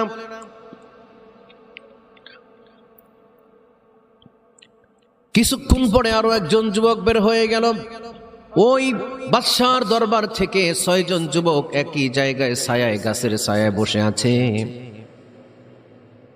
কিছুক্ষণ পরে আরো একজন যুবক বের হয়েছে। কয়জন হলো? এই 7 জন যুবক থরে থরে থরে থরে গাছের ছায়ায় বসা। যিনি প্রথম আসছেন, প্রথম যুবক বললেন যে ভাই আপনারা কেন আসছেন এখানে? আপনি কেন আসছেন? আমি আসছি এই জন্য যে আমাদের তো একজন স্রষ্টা আছে। হুয়াল্লাযী সাবআ সামাওয়াতিন তিবাকা, যে রব আসমানগুলোকে থরে থরে সাজিয়ে দিয়েছেন, আমাদের তো একজন রব আছে। সেই রবকে বাদ দিয়ে কেন বাদশার সামনে মাথা নত করব? যুবকরা সবাই বলে উঠল, আমাদের তো একই চিন্তা। আল্লাহু আকবার! আমাদের তো একই চিন্তা, আমরা রব ছাড়া কারো কাছে মাথা নত করব না। এই জন্য আমরা বাদশার দরবার থেকে, রাজ প্যালেস থেকে বের হয়ে আসছি। তাহলে কি করা যায়? যখন চিন্তা করতে লাগলো এমতো অবস্থায়, যখন চিন্তা করতে লাগলো এমতো অবস্থায় বাদশাহ দাকিয়ানুসের গোয়েন্দারা দেখে ফেলছে 7 যুবক এক জায়গায় বসে একটা চিন্তা ভাবনা করতে লাগলো। 7 যুবক এক জায়গায় বসে বসে মিটিং করতে লাগছে। গোয়েন্দারা ধরে ফেলছে। ইবনে কাসিরের বর্ণনা, যুবকদেরকে ধরে বাদশার কাছে নিয়ে গেছে। বাদশাহ জিজ্ঞেস করলো, কি খবর? সব মানুষগুলো আমার পূজা করছে, আমাকে সিজদা করছে, আর মস্তক অবনত চিত্তে আমাকে সিজদা করছে, আর তোমরা বাইরে বসে আছো কেন? তখন যুবকেরা বলছে, দেখেন বাদশা, আমাদের তো একজন রব আছে, রবকে বাদ দিয়ে আমরা আপনার সামনে মাথা নত করতে পারি না। আল্লাহু আকবার! যুবক, যুবক, তুমি সেই যুবক, তুমি তো সেই যুবক যেই যুবকেরা বৈষম্যের বিরুদ্ধে, পৃথিবীতে প্রথম বৈষম্য বিরোধী আন্দোলন হয়েছে আজকে থেকে 6000 বছর আগে। 7 জন যুবক দাঁড়িয়ে গিয়েছিলেন গোটা রাষ্ট্রের বিরুদ্ধে, গোটা পৃথিবীর বিরুদ্ধে, গোটা অস্ত্র শস্ত্রের বিরুদ্ধে 7 জন যুবক দাঁড়িয়ে গিয়েছিল যে আমার একজন রব আছে, রবকে বাদ দিয়ে এই মস্তক তোমার সামনে নত করতে পারি না। 7 জন যুবক দাঁড়িয়ে প্রথম বৈষম্য বিরোধী আন্দোলন দাঁড়িয়ে বললেন যে না, রব মালিক, আপনি আমাদের বাদশা, আপনি আমাদের বাদশা, কিন্তু গোটা পৃথিবীর একজন বাদশা আছে, গোটা পৃথিবীর একজন রাজত্ব, একজন রাজাধিরাজ আছে, আমরা তার সামনে মাথা নত করবো। আচ্ছা, আপনার সামনে মাথা নত করব না। বাদশা বলল যে তোমাদের এত চিন্তা করার সময় হয় নাই, বয়স তো ছোট, ইনমেচিউর, তোমরা ছোট্ট মানুষ, এত বুদ্ধি শুদ্ধি রাখো না, যাও বের হয়ে যাও, তোমাদেরকে 3 দিন সময় দিলাম, তোমরা সিদ্ধান্ত পরিবর্তন করো। কষ্ট হচ্ছে না তো ভাইরা? 7 জন যুবক রাজপ্রাসাদ থেকে বীরের ভেসে বের হয়ে আসলেন। আল্লাহু আকবার! বের হয়ে কি চিন্তা করলেন? চিন্তা করলেন 2টা, তাফসিরে মাজাহারি, কাশাফ, বাইজাবি, রুহুল মাআনি, 2টা চিন্তা করছেন যুবকেরা। 1, হয় শাহাদাত বরণ করব, 2, ঈমান নিয়ে বাদশার সামনে মাথা নত করব না, ঈমান নিয়ে হয় পালিয়ে যাব, নয়তো এই জীবন ঈমানের প্রয়োজনে চলে যাবে, কিন্তু বাদশার সামনে মাথা নত করব না। হয় শাহাদাত বরণ করব আল্লাহর জন্য। কার জন্য? একজন মুমিন একবার মরে না বারবার মরবে? বাতিলের বিরুদ্ধে রক্ত চক্ষুকে উপেক্ষা করে বুলেটের সামনে আবু সাইদ মুগ্ধরা রক্ত দিতে জেনেছে। তোমার মতো যুবক স্ত্রীকে, সুন্দরী স্ত্রীকে বাহির থেকে দরজা নক করে জিহাদের ময়দানে চলে গিয়েছেন আল্লাহর দ্বীনকে বিজয় করার জন্য। তোমার মতো যুবক আম্মার ইবনে ইয়াসির জীবন্ত আগুনে ঝাঁপ দিয়েছেন আল্লাহর দ্বীনকে বিজয় করার জন্য। তোমার মতোই যুবক ছিলেন খাব্বাব রাদিয়াল্লাহু তাআলা আনহু। জীবন মরণের সন্ধিক্ষণে লোহার চিরুনি দিয়ে গোশতগুলো আশ্রে ফেলে দেওয়া হয়েছে, তারপরেও বলছে আল্লাহ আল্লাহ আল্লাহ। তারপরও বাতিলের সামনে মাথা নত করেনি। তোমার মতো যুবক বাসর রাত্রে ঢুকেছে, কিতাবুল মাগাজি সাক্ষী, বাসর রাত্রে ঢুকেছে, স্ত্রী স্বামীকে দেখেনি, স্বামী স্ত্রীকে দেখেনি, ঢুকেছে এমতো অবস্থায় ডাক এসেছে আল্লাহর দিনকে বিজয় করার জন্য। যুবক, আজকে তোমাকে পেয়ে বসেছে নেশায়, তোমাকে পেয়ে বসেছে মোবাইল, তোমাকে পেয়ে বসেছে আজকে গেমস, তোমাকে পেয়ে বসেছে অপসংস্কৃতি কালচার। তারাও যুবক ছিল, যখন আল্লাহর জমিন আল্লাহর দিন কায়েমের ডাক এসেছে, যুবক লাফ দিয়ে বাসরঘর থেকে যখন বের হয়েছে, পিছন দিক থেকে জামা টেনে ধরেছে স্ত্রী, বলছে স্বামী গো, তোমাকে একটু বেশি করে দেখে নেই যাতে কিয়ামতের মাঠে তোমাকে চিনতে পারি। যুবক দরজার বাইরে দাঁড়িয়ে বলছে, শোনো আমার প্রিয়তমা স্ত্রী, আমি তোমাকে যদি বেশি দেখি তাহলে তোমার প্রেমে পড়ে যাব। আমি তোমার দিকে বেশি দেখতে চাই না, বেশি দৃষ্টি নিক্ষেপ করতে চাই না। দোয়া করো আল্লাহর ময়দানে, আল্লাহর জমিন আল্লাহর দিনকে বিজয় করে আমি শহীদ হতে চাই, দেখা হবে কিয়ামতের মাঠে। আল্লাহু আকবার। তুমি তো সেই যুবক, তুমি সেই যুবক, যেই যুবক বুরহানুদ্দিন হযরত শাহজালাল ইয়ামিনী রহমতুল্লাহ আলাইহির সাথে এদেশে ইসলাম প্রতিষ্ঠার জন্য ইয়েমেন থেকে এসেছিলেন। গরু কোরবানি অপরাধে রাজা গরু গোবিন্দ তার হাত কেটেছিল, হাত নিয়েছে কিন্তু ইসলাম বিক্রি করতে দেয়নি, ইসলামকে ভুলুণ্ঠিত হতে দেয়নি। আল্লামা ইকবাল বলেন, বাতিল সে দবনে ওয়ালে आसमां नहीं हम जो बर कर चुका है तो इम्तिहा हमारा। বিশ্ব দেখেছে বাড়ে বাড়ে, মোমেন কখনো হারে না, জীবন দিতে জানে তবু ঈমান দিতে জানে না। ঈমানের পথে অবিচল রেখে আমার মরণ যেন হয়, বলেন আমিন। ঈমানের পথে অবিচল রেখে আমার মরণ যেন হয়।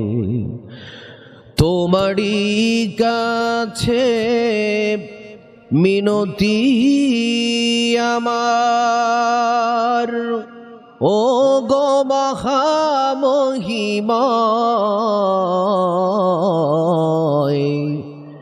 ঈমানের পথে অবিচল রেখে আমার মরণ যেন হয়, বলেন আমিন। 7 জন যুবক, কয়জন মনে আছে না? 7 জন যুবক বললেন যে শোনেন, আমাদের যেহেতু রব আছে, আমরা রবকে বাদ দিয়ে আপনার সামনে মাথা নত করতে পারি না। যুবকরা বের হয়ে গেল, 2টা সিদ্ধান্ত নিল, হয় শাহাদাত বরণ করব আল্লাহর দ্বীনের জন্য। কার জন্য? আল্লাহর জন্য শাহাদাত বরণ করব। যারা শহীদ হয়ে যায়, আল্লাহর জন্য যারা জীবন দেয়, আল্লাহর জন্য যারা কলিজার তাজা রক্ত জমিনে ঢেলে দেয় দ্বীনের জন্য, আল্লাহ রব্বুল আলামিন, আল্লাহর নবী বলেন, কিয়ামতের মাঠে ওই শহীদরা বলতে থাকবে, আল্লাহ তাআলা আমাদেরকে দুনিয়ায় আবার পাঠাও, তোমার দিনকে বিজয়ী করব, তোমার জন্য আবার শাহাদাত বরণ করব, আবার মৃত্যুবরণ করব, আবার আমাকে জীবন দিয়ে দাও, আমি আবার জমিনে আল্লাহর জন্য দিন কায়েমের জন্য জমিনে রক্ত ঢেলে দেব, আবার মৃত্যুবরণ করব, আবার আমাকে আবার পাঠাবা। এইভাবে সাহাবা ইকরাম রাদিয়াল্লাহু তাআলা আনহু বলেন, আল্লাহ নবী বলতেই থাকলেন যে একজন শহীদ আক্ষেপ করে বলে, আল্লাহ আমাকে আবার দুনিয়ায় পাঠাও, আবার মৃত্যুবরণ করব, আবার দুনিয়ায় পাঠাবা, আবার মৃত্যুবরণ করব। সুবহানাল্লাহ। মরবেন কি কাপুরুষের মতো? বীর পুরুষের মতো বেঁচে থাকবেন, বীর পুরুষের মতো। কাপুরুষের মতো একজন মুসলিম বেঁচে থাকতে পারে না। যুবকেরাম এই চিন্তা করল, আল্লাহ রব্বুল আলামিন যুবকদের কথা এভাবে বলেছেন, যুবকেরা যখন দেশ থেকে পালাবার চিন্তা করলেন, যে চিন্তা করলেন শাহাদাত বরণ করবেন, এই চিন্তার উপরে আল্লাহ রাব্বুল আলামিন আয়াত নাজিল করে দিলেন, ইদ আওয়াল ফিতিয়াতু ইলাল কাহফি ফাকালু রব্বানা আতিনা মিন লাদুনকা রাহমাতাও ওয়া হাইয়্ লানা মিন আমরিনা রাশাদা। আল্লাহু আকবার। যুবকেরা বলল আল্লাহর কাছে। কার কাছে? খাজা বাবার কাছে। হ্যাঁ, বাবার কাছে। কার কাছে? আল্লাহ রাব্বুল আলামিনের কাছে বলেন, ফাকালু রব্বানা, ও আমার রব, ও আমার মালিক, ও আমার পাল্লেওয়ালা রব, মিল্লাদুনকা রহমা, তোমার রহমের চাদর দিয়ে আমাদেরকে ঢেকে রাখো, ও হাইল্লানা মিন আমরিনা রশাদা, ও আল্লাহ আমরা মহান এক চিন্তাকে সামনে নিয়ে ঘর থেকে বের হয়ে গিয়েছি, আল্লাহ যে চিন্তা করেছে ওই চিন্তার উপর আমাদেরকে মজবুত করে রাখো। যুবকদেরকে 3 দিন পর আবার ডাকা হলো। যুবকেরা গোয়েন্দা নজরদারির ভিতরে 3 দিন থাকার পরে আবার গোয়েন্দারা তাদেরকে নিয়ে গেল রাজপ্রাসাদে, বাদশার সামনে। এইবার বলল, তোমাদের চিন্তার কি পরিবর্তন হয়েছে? তোমরা কি চিন্তা করছো? তোমাদের মোটিভেশন কি? তোমরা কি আমাকে মানবে না তোমার রবকে মানবে? আল্লাহ রাব্বুল আলামিন বলেন, ওই দিন আজকে থেকে 6000 বছর পূর্বে আমি আল্লাহ ওই যুবকদের ওই দিন ঈমানকে মজবুত করে দিয়েছিলাম। আল্লাহু আকবার। ওয়ারাবাতনা আলা কুলুবিহিম, যুবকদের ঈমানকে আমি মজবুত করে দিয়েছিলাম, কলবকে আমি শক্তিশালী করে দিয়েছিলাম। শক্তিশালী করার মালিক কে? ইদ কামু, তারা দাঁড়িয়ে গিয়েছিলেন রাজপ্রাসাদে বাদশার সামনে, সকল আইন শৃঙ্খলা রক্ষাকারী বাহিনীর সামনে। AK-47 অস্ত্র শস্ত্র 7 জন যুবকের দিকে তাক করা যুবক। ইদ কামু, তারা দাঁড়িয়ে গিয়েছিলেন। আন্দোলন করবেন বসে না দাঁড়াইয়া। আন্দোলন যে করা লাগবে আল্লাহর জমিনে দ্বীনের জন্য, এই মূর্তি পূজারীদের বিরুদ্ধে, এই ভাস্কর্য যারা রাস্তার মোড়ে মোড়ে বানিয়ে এদেশের তাওহীদি জনতাকে মূর্তি পূজা যারা বানাতে চায়, এই ফ্যাসিস্ট পালিয়ে যাওয়ার পরে রাস্তার মোড়ে মোড়ে যে বাবার নামে, চেতনার নামে, মুক্তিযুদ্ধের নামে, স্বাধীনতার নামে যেখানে সেখানে মূর্তি বানিয়ে দিয়েছিল, এদেশের তাওহীদি জনতা 2 ঘন্টার মাথায় সবার সকল মূর্তির উপরে প্রসাব করে ভেঙে চুরমার করে দিয়েছে। আমরা মানব কাকে? মূর্তির সামনে মানুষ মাথা নত করতে পারে না, সেটা স্ট্যাচু হোক, ভাস্কর্য হোক, মূর্তি হোক, সেটা স্বাধীনতার যুদ্ধের নামে হোক, চেতনার নামে হোক। এই চেতনানাশক ঔষধ আর এই জাতিকে গেলানো যাবে না, ঠিক কিনা বলেন? বহু চেতনানাশক ঔষধ খেয়েছি, একটাই চেতনা, আল্লাহ আমার রব, রবই আমার সব। এটাই আমার চেতনা। বলেন, আল্লাহ আমার রব, এই রবই আমার সব, এটা আমার চেতনা।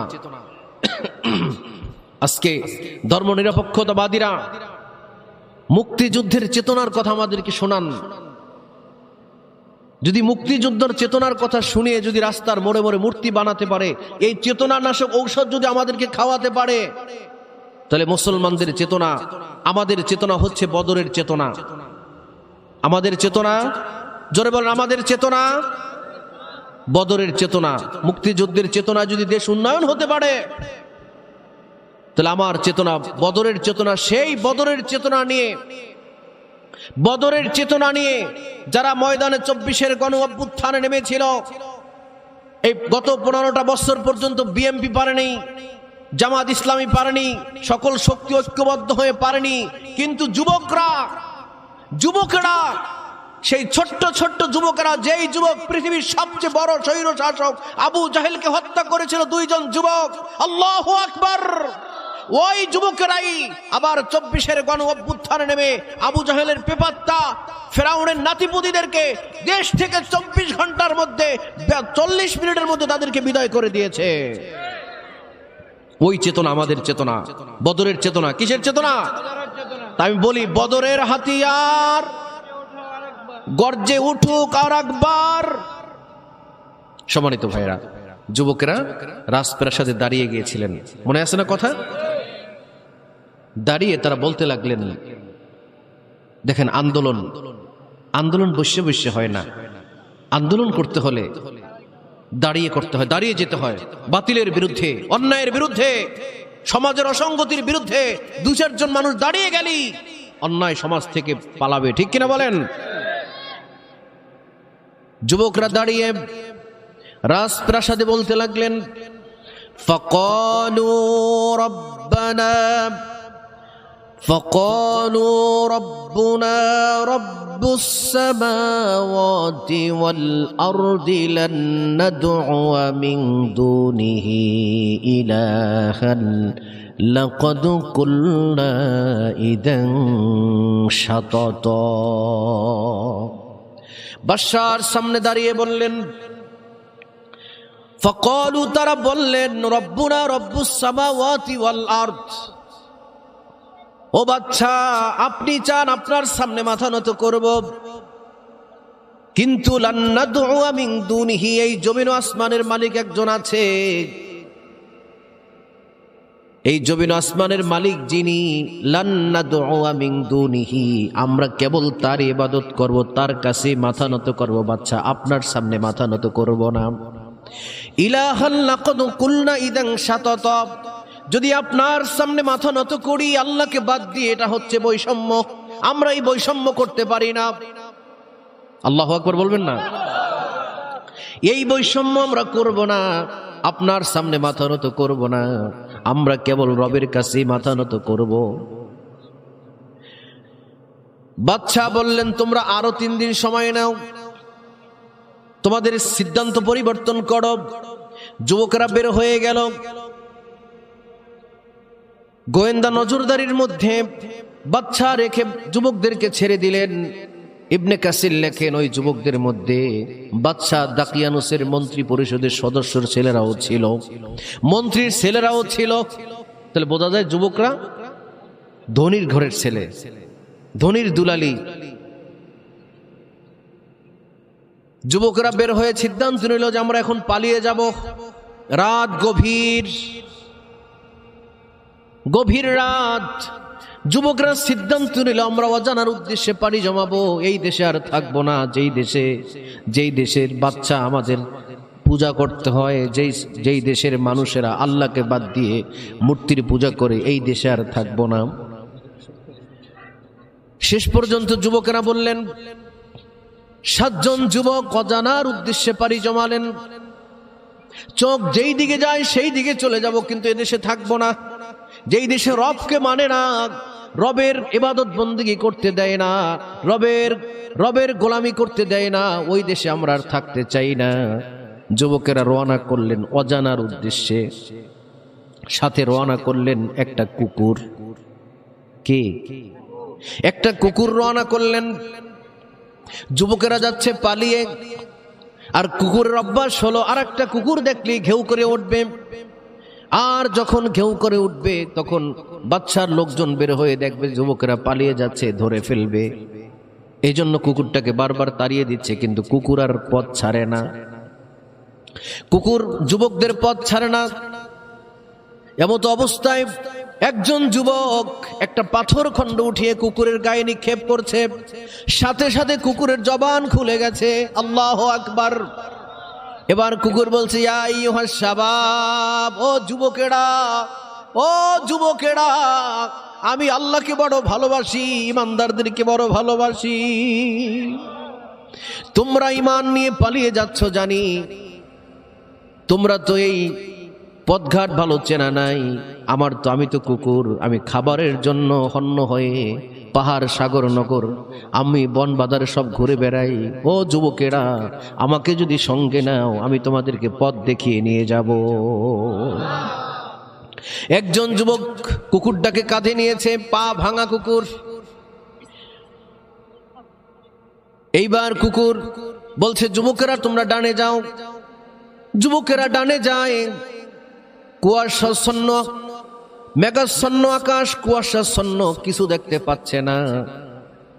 তাফসীরে বাইজাবির মধ্যে ইমাম বাইজাবি লেখেন কোনো কিছুই দেখা যাচ্ছে না। কুকুর এখন পথ দেখিয়ে দেখিয়ে 7 জন যুবককে নিয়ে গেলেন বর্তমান জর্দানের রাজধানী আম্মান শহর থেকে 60 কিলোমিটার দক্ষিণে হাইজুন নামক পাহাড়ে এবং মানজালুস নামক পাহাড়ে হাইজুন নামক গর্তে কুকুরটা এই 7 জন যুবককে নিয়ে গেলেন। নিয়ে যাওয়ার পরে একটা কুকুর ইমানদারদেরকে ভালোবাসার কারণে ওই কুকুরটা জান্নাতে চলে যাবে, আর ইমানদারের সাথে গাদ্দারি করার কারণে কিছু ইমানদারও কুত্তা হইয়া মরবে। কিছু ইমানদার, কিছু ভাড়াটে আলেম, কিছু চাটুকার, কিছু ক্ষমতার চারদিকে ঘুরে সূরা আনফালের 30 নম্বর আয়াত আল্লাহ তাআলা বলছেন মাসালুহু কামাসালিল কালব, তাদের উদাহরণ হচ্ছে কুকুরের মতো, যারা ক্ষমতার ঝুটাকাটা পাওয়ার আশায় যারা ক্ষমতার চারদিকে ক্ষমতার ভোগ উচ্ছিষ্ট পাওয়ার আশায় যারা ঘোরে, তারা হচ্ছে কুকুরের মতো। একটা কুকুর জান্নাতে যাবে ইমানদারদেরকে ভালোবাসার কারণে, আর ইমানদারদের সাথে গাদ্দারি করার কারণে, ইমানদারদের সাথে মুনাফিকি করার কারণে কিছু ইমানদারও কুকুর হয়ে মারা যাইবে। শুধুমাত্র ফেসিস্টেই পারিয়ে যায়নি, যারা তাকে কওমি জননী উপাধি দিয়েছিল, যারা তাকে বলেছিল জান্নাতি নারী, যারা বলেছিল কওমি জননী,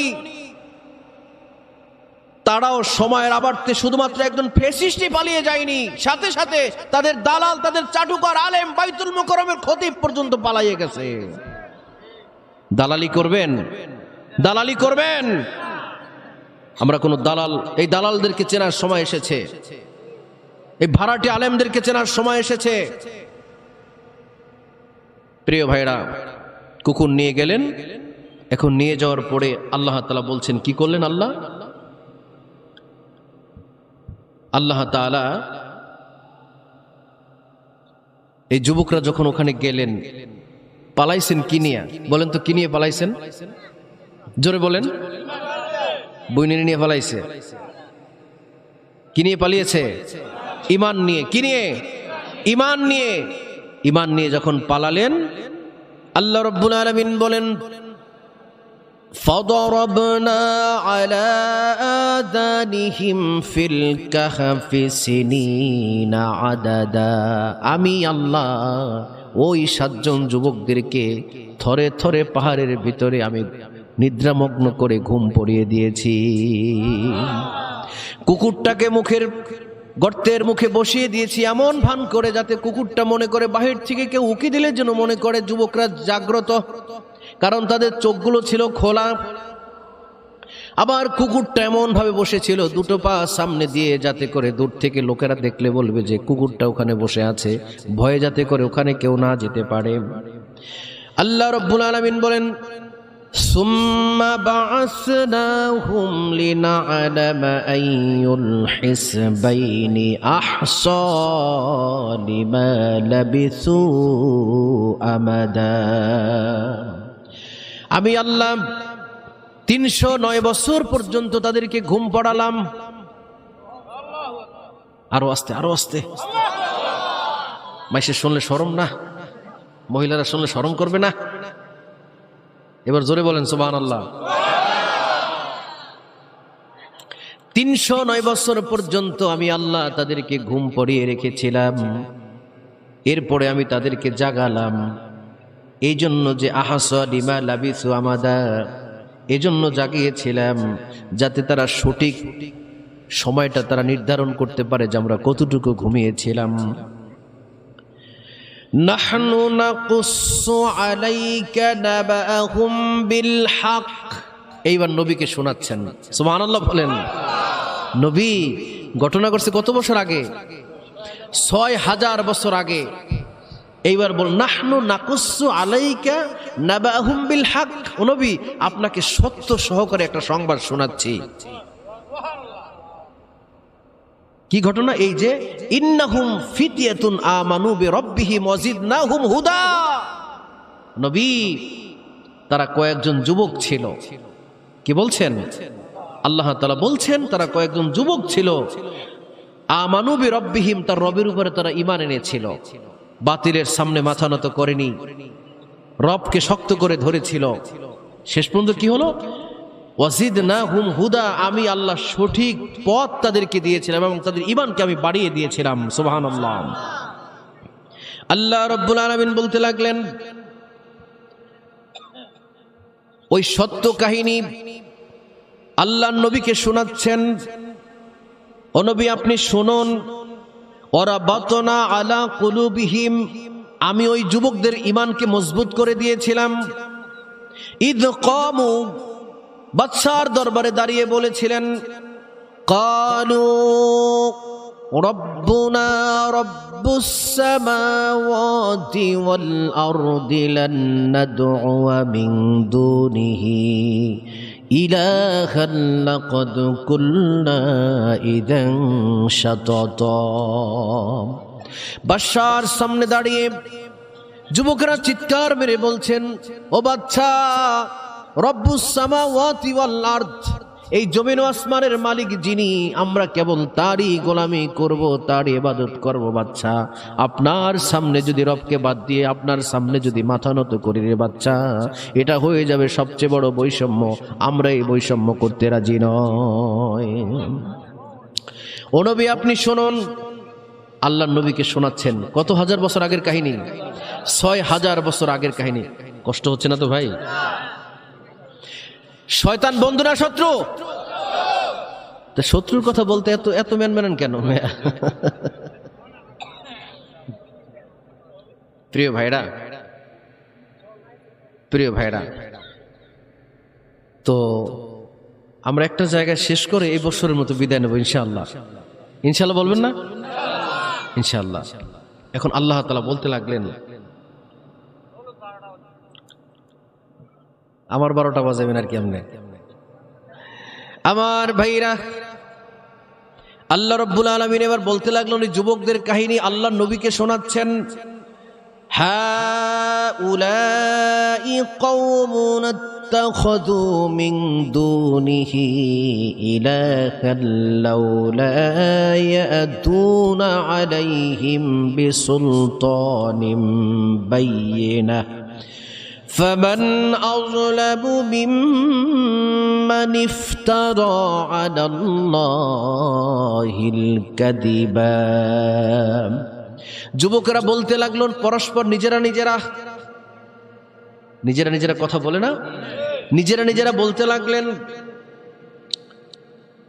আমাদের এটা কেমন জাতি, এ আমাদের কেমন একটা জাতি, কেমন একটা দেশ, যেই জাতির লোকেরা কওমুন ইত্তাখাযু, গোটা জাতির লোকেরা, মিন দুনিহি ইলাহা, আল্লাহকে বাদ দিয়ে, লাউলা ইয়াতুনা আলাইহিম বিসুলতানিন মুবাইয়িনা, সঠিক প্রমাণাদি থাকার পরেও যারা আল্লাহকে বাদ দিয়ে গোলামি আর রবের গোলামি না করে বান্দার গোলামি করে, এটা কেমন একটা বৈষম্য হয়ে যায়।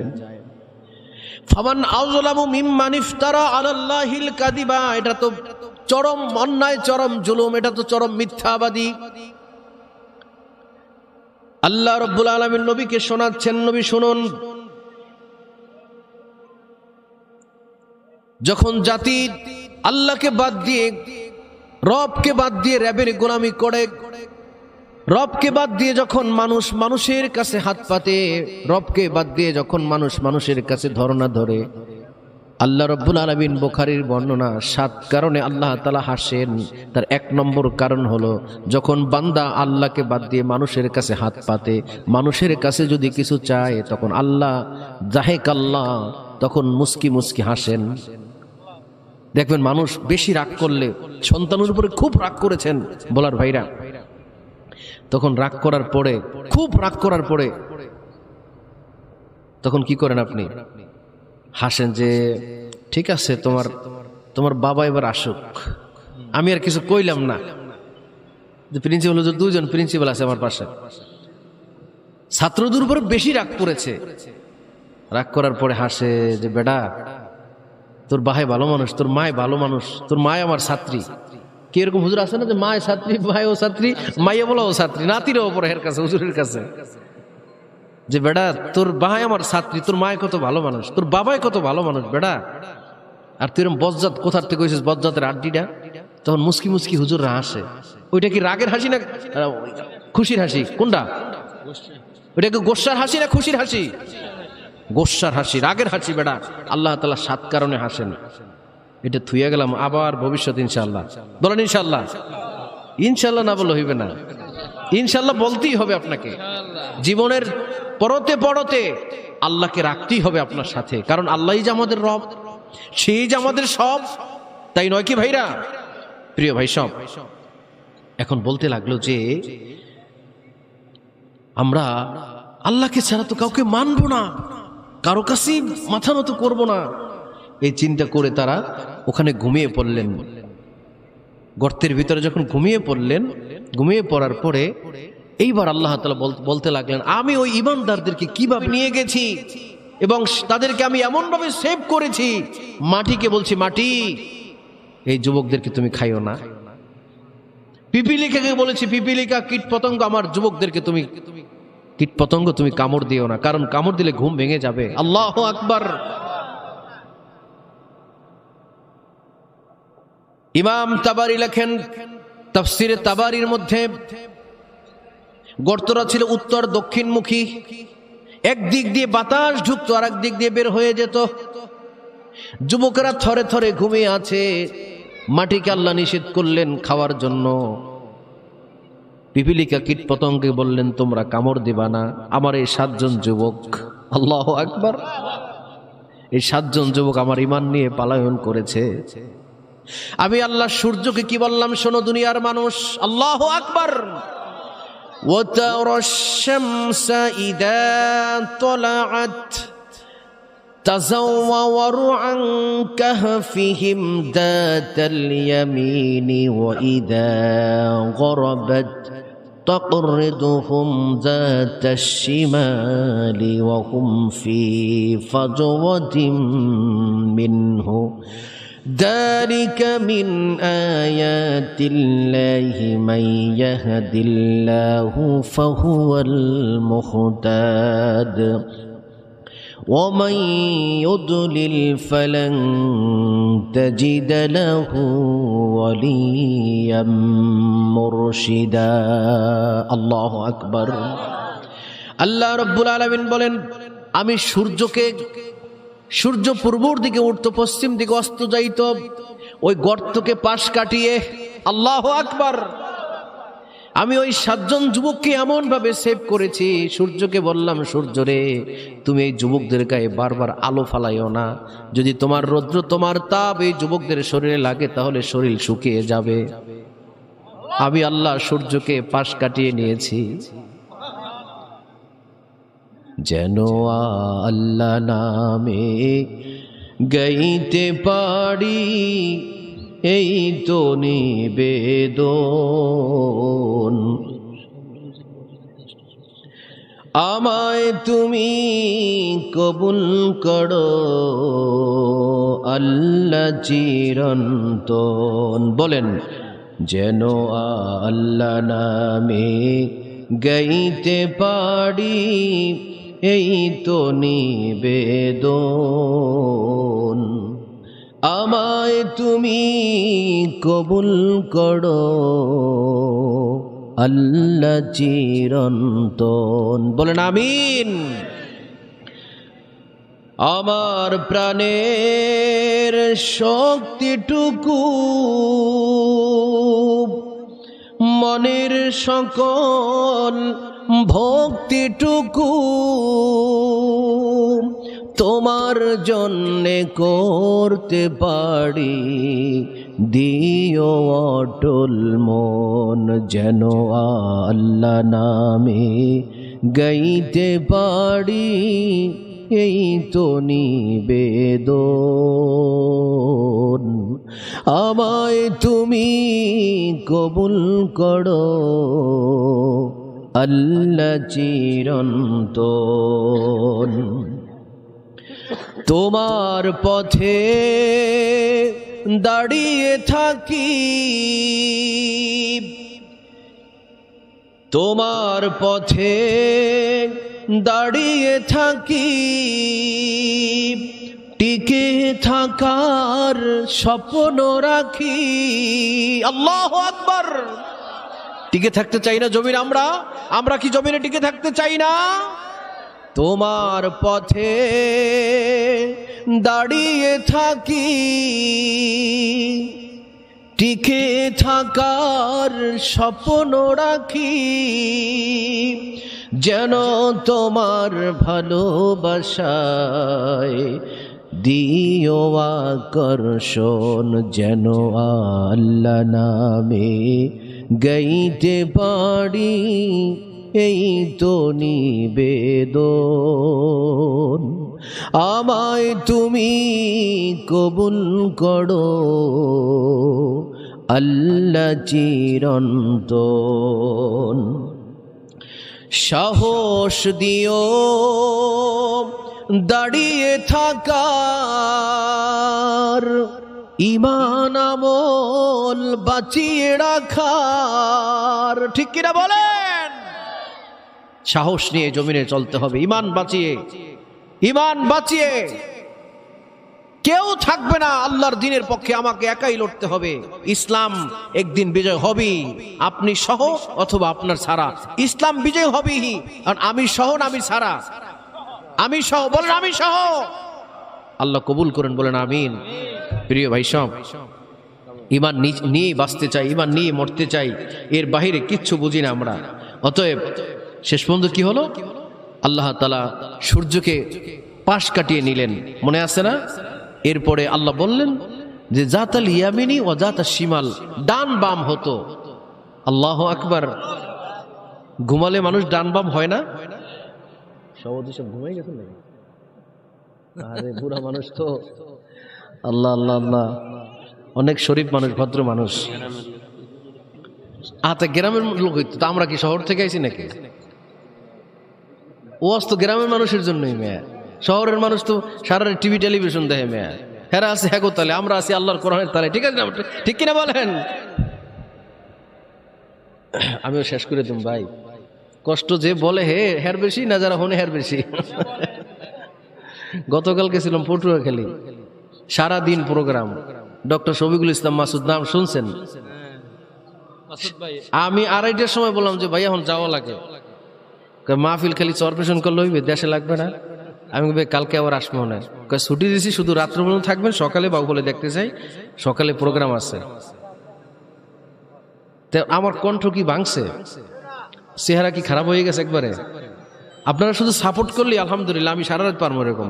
যে ভালো কৃষক, শুনুন, যে ভালো কৃষক, আপনারা যেহেতু ভোলার মানুষ, কৃষির সাথে সম্পর্ক আপনাদের, চিনি রাত্রেও দেখবেন ওই যে ভুই রয় বলে না নাকি? হ্যাঁ, জমি রয়, রাইট, জমি রয়। যে ভালো কৃষক অন্ধকার রুইতে পারে মেয়া। আর যে ভালো কৃষক আল্লাহ হাদামিন ফাদলিল্লাহ, আল্লাহর পক্ষ থেকে আসে। আমি ওয়াজ লইয়েই নেই, এখানে এসে চিন্তা করলাম যে কি ওয়াজ করা যায়। তো যুবকরা যেহেতু জীবন দিচ্ছে একে একে, আবু সাইদ মুক্ত চলে গেছে, হাদি চলে গেছে, এখন যুবকদেরকে জেগে উঠতে হবে।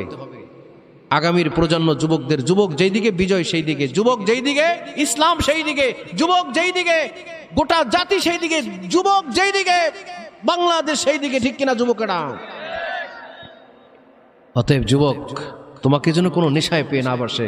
ওসমান হাদি, এ যুগের ওমর, এ যুগের তিতুমির, রক্ত দিয়ে চোখে আঙুল দিয়ে যুবকদেরকে ঘুম হারাম করে বুঝিয়ে দিয়েছেন এই বাংলাদেশ ভারতের আধিপত্যবাদীদের কাছে বিক্রি হতে দেওয়া যাবে না, ভারতের কাছে বিক্রি করে দেওয়া যাবে না। ভারত আমার বন্ধু নয়, ভারত আমার শত্রু। ভারত আমার বন্ধু নয়, কখনো ভারত আমার বন্ধু হতে পারে না। যেই ভারত আমাদেরকে পানি দিয়ে ডুবিয়ে মারে, যেই ভারত আমার দেশের কৃষকদের গুলি করে মারে, যেই ভারত ফেলানিকে হত্যা করে কাঁটাতারে ঝুলিয়ে রাখে, সেই ভারতকে আমরা ধিক্কার জানাই। সেই ভারত আমার বন্ধু হতে পারে না, পারে না, পারে না। অতএব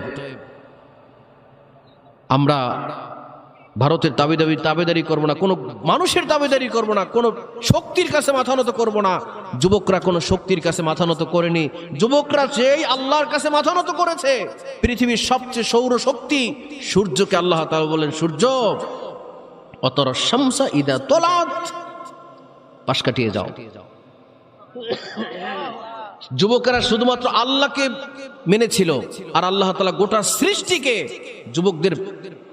যুবকদের সেভ করার জন্য তাদেরকে বললেন, সূর্য তুমি পাশ কাটিয়ে যাও, বাতাস তুমি বেশি প্রবাহ হও না, নাতিশীতোষ্ণ থাকো, গর্তকে পিপিলিকে বলছেন তুমি খাইও না, মাটিকে বলছেন তুমি খেয়ে ফেলো না। কারণ যুবকরা আল্লাহকে ভয় করেছিল। যেই জাতি শুধু আল্লাহকে মানবে, গোটা সৃষ্টি তাদের গোলাম হয়ে যাবে। আল্লাহু আকবার। শেষ পর্যন্ত আল্লাহ তাআলা সূর্যকে ঘুরিয়ে নিয়ে গেলেন, এইভাবে করে ঘুম পাড়িয়ে রাখলেন 309 বছর পর্যন্ত। এবছর একটা দিয়ে আলোচনা শেষ করুন ভাইরা, আমিও তো মানুষ, তাই না? শেষ পর্যন্ত কি হলো? ওয়াতাহসাবুহুম, নবী শুনুন, 6,500 বছর আগের কাহিনী আল্লাহ রাব্বুল আলামিন মুহাম্মদুর রাসূলুল্লাহকে শোনাচ্ছেন। ওয়াতাহসাবুহুম আইকাযান ওয়া হুম রুকুদ, তোমরা তাদেরকে দেখে মনে করতে তারা জেগে আছে, অথচ তারা ঘুমাচ্ছিল। ওয়াতাহসাবুহুম ওয়া নুকাল্লিবুহুম যাতাল ইয়ামিনি, ডান বাম করে আমি আল্লাহ ঘুম পড়িয়ে রেখেছিলাম। কিন্তু মানুষ যদি গর্তের দিকে উকি দিত নবী, তাহলে দেখতো যে তারা জেগে আছে। কারণ দেখবেন কিছু মানুষ চোখ করে করে করে করে যুবকেরা ঘুমিয়ে 309 বছর পরে যখন উঠলো, আমি আল্লাহ যখন তাদেরকে আবার জাগ্রত করলাম, মানুষ ঘুমে যায়, জাগ্রত করেন কে? আবার দেখবেন কিছু মানুষ ঘুমের ভিতরে মৃত্যুবরণ করে। 309 বছর পরে জাগিয়ে وَكَذَلِكَ بَعَثْنَاهُمْ لِيَتَسَاءَلُوا بَيْنَهُمْ, আমি আল্লাহ 309 বছর করে বিস্ময়কর ভাবে তাদেরকে জাগ্রত করলাম। এবার যুবকরা জাগ্রত হলো কয় বছর পরে? 309 বছর পরে জাগ্রত হওয়ার পরে এইবার যুবকরা একে অপরকে বলতে লাগলো, ক্বালা কাইলুম মিনহুম, এই আমরা কতটুক সময় ঘুমাইছিলাম? ঘুম থেকে সবাই জাগ্রত হয়েছে। ঘুমিয়ে গেলে, ঘুম থেকে যদি জাগ্রত হন, তাহলে বোঝা যায় না যে কতটুক সময় ঘুমিয়েছি, তাই না? যুবকরাও তাই মনে করলো, বলতে লাগলো আমরা কতক্ষণ সময় ঘুমিয়েছিলাম। কাম লাবিস্তুম, ক্বালু লাবিসনা ইয়াওমান, যুবক বলে উঠলো, কিছু যুবকেরা বলে উঠলো, আমরা দিনের কিছু অংশ ঘুমিয়েছিলাম, কারণ আমরা আস্তে আস্তেই তো রাত্র শেষ হয়ে গিয়েছে, গভীর রাত হয়ে গিয়েছে, রাতের শেষ অংশ হয়ে গিয়েছে, হয়তোবা দিনের কিছু অংশ ঘুমিয়েছি। কিন্তু একজন যুবক বলে উঠলেন, ক্বালু, বলে উঠলেন, রব্বুকুম আ'লাম, আল্লাহ জানে কতটুকু সময় ঘুমাইছি। আল্লাহু আকবার। দেখেন, ঘুম পড়িয়েছেন আল্লাহ, আল্লাহকে নিয়ে ঘুম পড়িয়ে গেছে, আল্লাহ ঘুম পড়িয়ে রাখছেন। ঘুম থেকে জেগেও আল্লাহর কথা বলে। আল্লাহু আকবার। আল্লাহকে একজন মোমেন ভুলে যায় না। বিবাহের মজলিসে গেলে, আনন্দঘন পরিবেশ এলে আল্লাহকে ভুলে যায় না। কোন উৎসব মুখর দিন আসলে আল্লাহকে ভুলে যায় না। ঘুমিয়ে গেলেও আল্লাহকে মনে রাখে, ঘুম থেকে উঠেও আল্লাহকে মনে রাখে। শেষ পর্যন্ত বললেন, ক্বালু লাবিসনা ইয়াওমান আও বা'দা ইয়াওম, দিনের কিছু অংশ ঘুমিয়েছি। ক্বালু, একজন বলল, রব্বুকুম আ'লাম, আল্লাহ ভালো জানে কতটুকু ঘুমাইছি। তার সেই ঘুম কতটুকু না হয়েছে, হয়েছে না হয়েছে, ওটা বড় বিষয় না। বড় বিষয় হচ্ছে আমাদের ক্ষুধা পেয়েছে। সুবহানাল্লাহ। 309 বছর পর্যন্ত আল্লাহ তাআলা ক্ষুধাকেও বারণ করে রাখছেন, ক্ষুধাকেও স্টপ করে দিলেন যে আমার এই 7 জন যুবক ক্ষুধা লাগবে না। 309 বছর পরে যখন উঠলেন, আল্লাহ এবার যুবকেরা বলতে লাগলেন যে তো ক্ষুধা পেয়েছে, বাজারে যাও। ফাবাসু আহাদুকুম, একজন ব্যক্তিকে, একজন যুবককে বাজারে পাঠালেন। বাজারে যখন গেলেন, পয়সা বের করে দিলেন, সেই 309 বছর আগের পয়সা। আমার দিকে তাকান। এই ওসমান স্যার, আপনি কি করেন? অনেক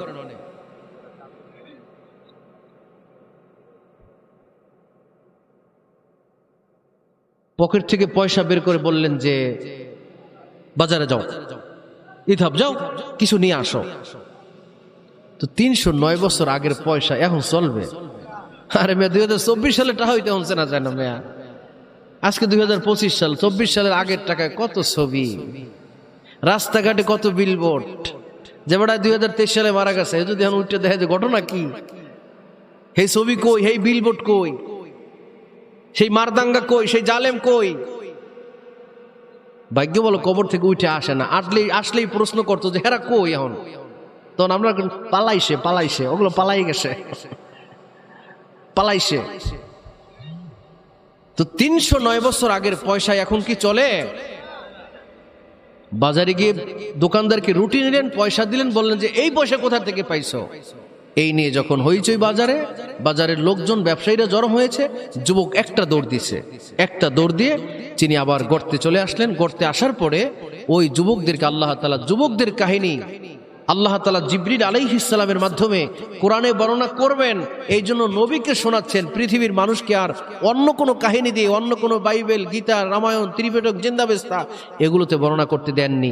শুধু ইসরায়েলি ভাষায় কিছু কিছু কথা আসছে, কোরআনের সাথে ইসরায়েলি যে রয়েত কিছু কিছু মেলে, অন্য আর কোনো কিতাবের কথা আল্লাহ তাআলা উল্লেখ করেনি, সঠিক ঘটনা বর্ণনা করেনি। এই জন্য আল্লাহ তাআলা সূরা কাহাফ নাজিল করে এই ঘটনা কাহাফের মধ্যে বর্ণনা করে দিয়েছেন। সূরার নাম হচ্ছে কাহাফ। কাহাফ শব্দের অর্থ হলো আল গরফিল ওয়াদা, আল গরফিল জাবাল, পাহাড়ের গর্তকে আরবিতে বলা হয় কাহাফ। আবার গারও বলা হয়। যেই গর্তের ভিতরে একজন দুইজন মানুষ থাকা যায় কষ্ট করে, এটাকে আরবিতে বলা হয় গার।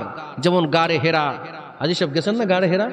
গারে সুর, যেখানে কোরআন নাজিল হয়েছে, যেটাকে এখন জাবালে নূর বলা হয়। জাবালে নূর, ওটার আগে নাম ছিল গারে হেরা। তো একজন আবু বকর, নবী করিম সাল্লাল্লাহু আলাইহি ওয়াসাল্লাম ওই গর্তে ছিলেন, এই জন্য ওটার নাম গার। আর যেই গর্তের ভিতরে একাধিক ব্যক্তি বসবাস করতে পারে, সেটাকে আরবিতে বলা হয় কাহাফ। কি বলা হয়? কাহাফ। তো এই কাহাফ, ওই যে আসহাবে কাহাফ, 7 জন যুবক এক গর্তের ভিতরে লুকিয়েছিলেন, আল্লাহ ঘুম পড়িয়ে দিয়েছিলেন।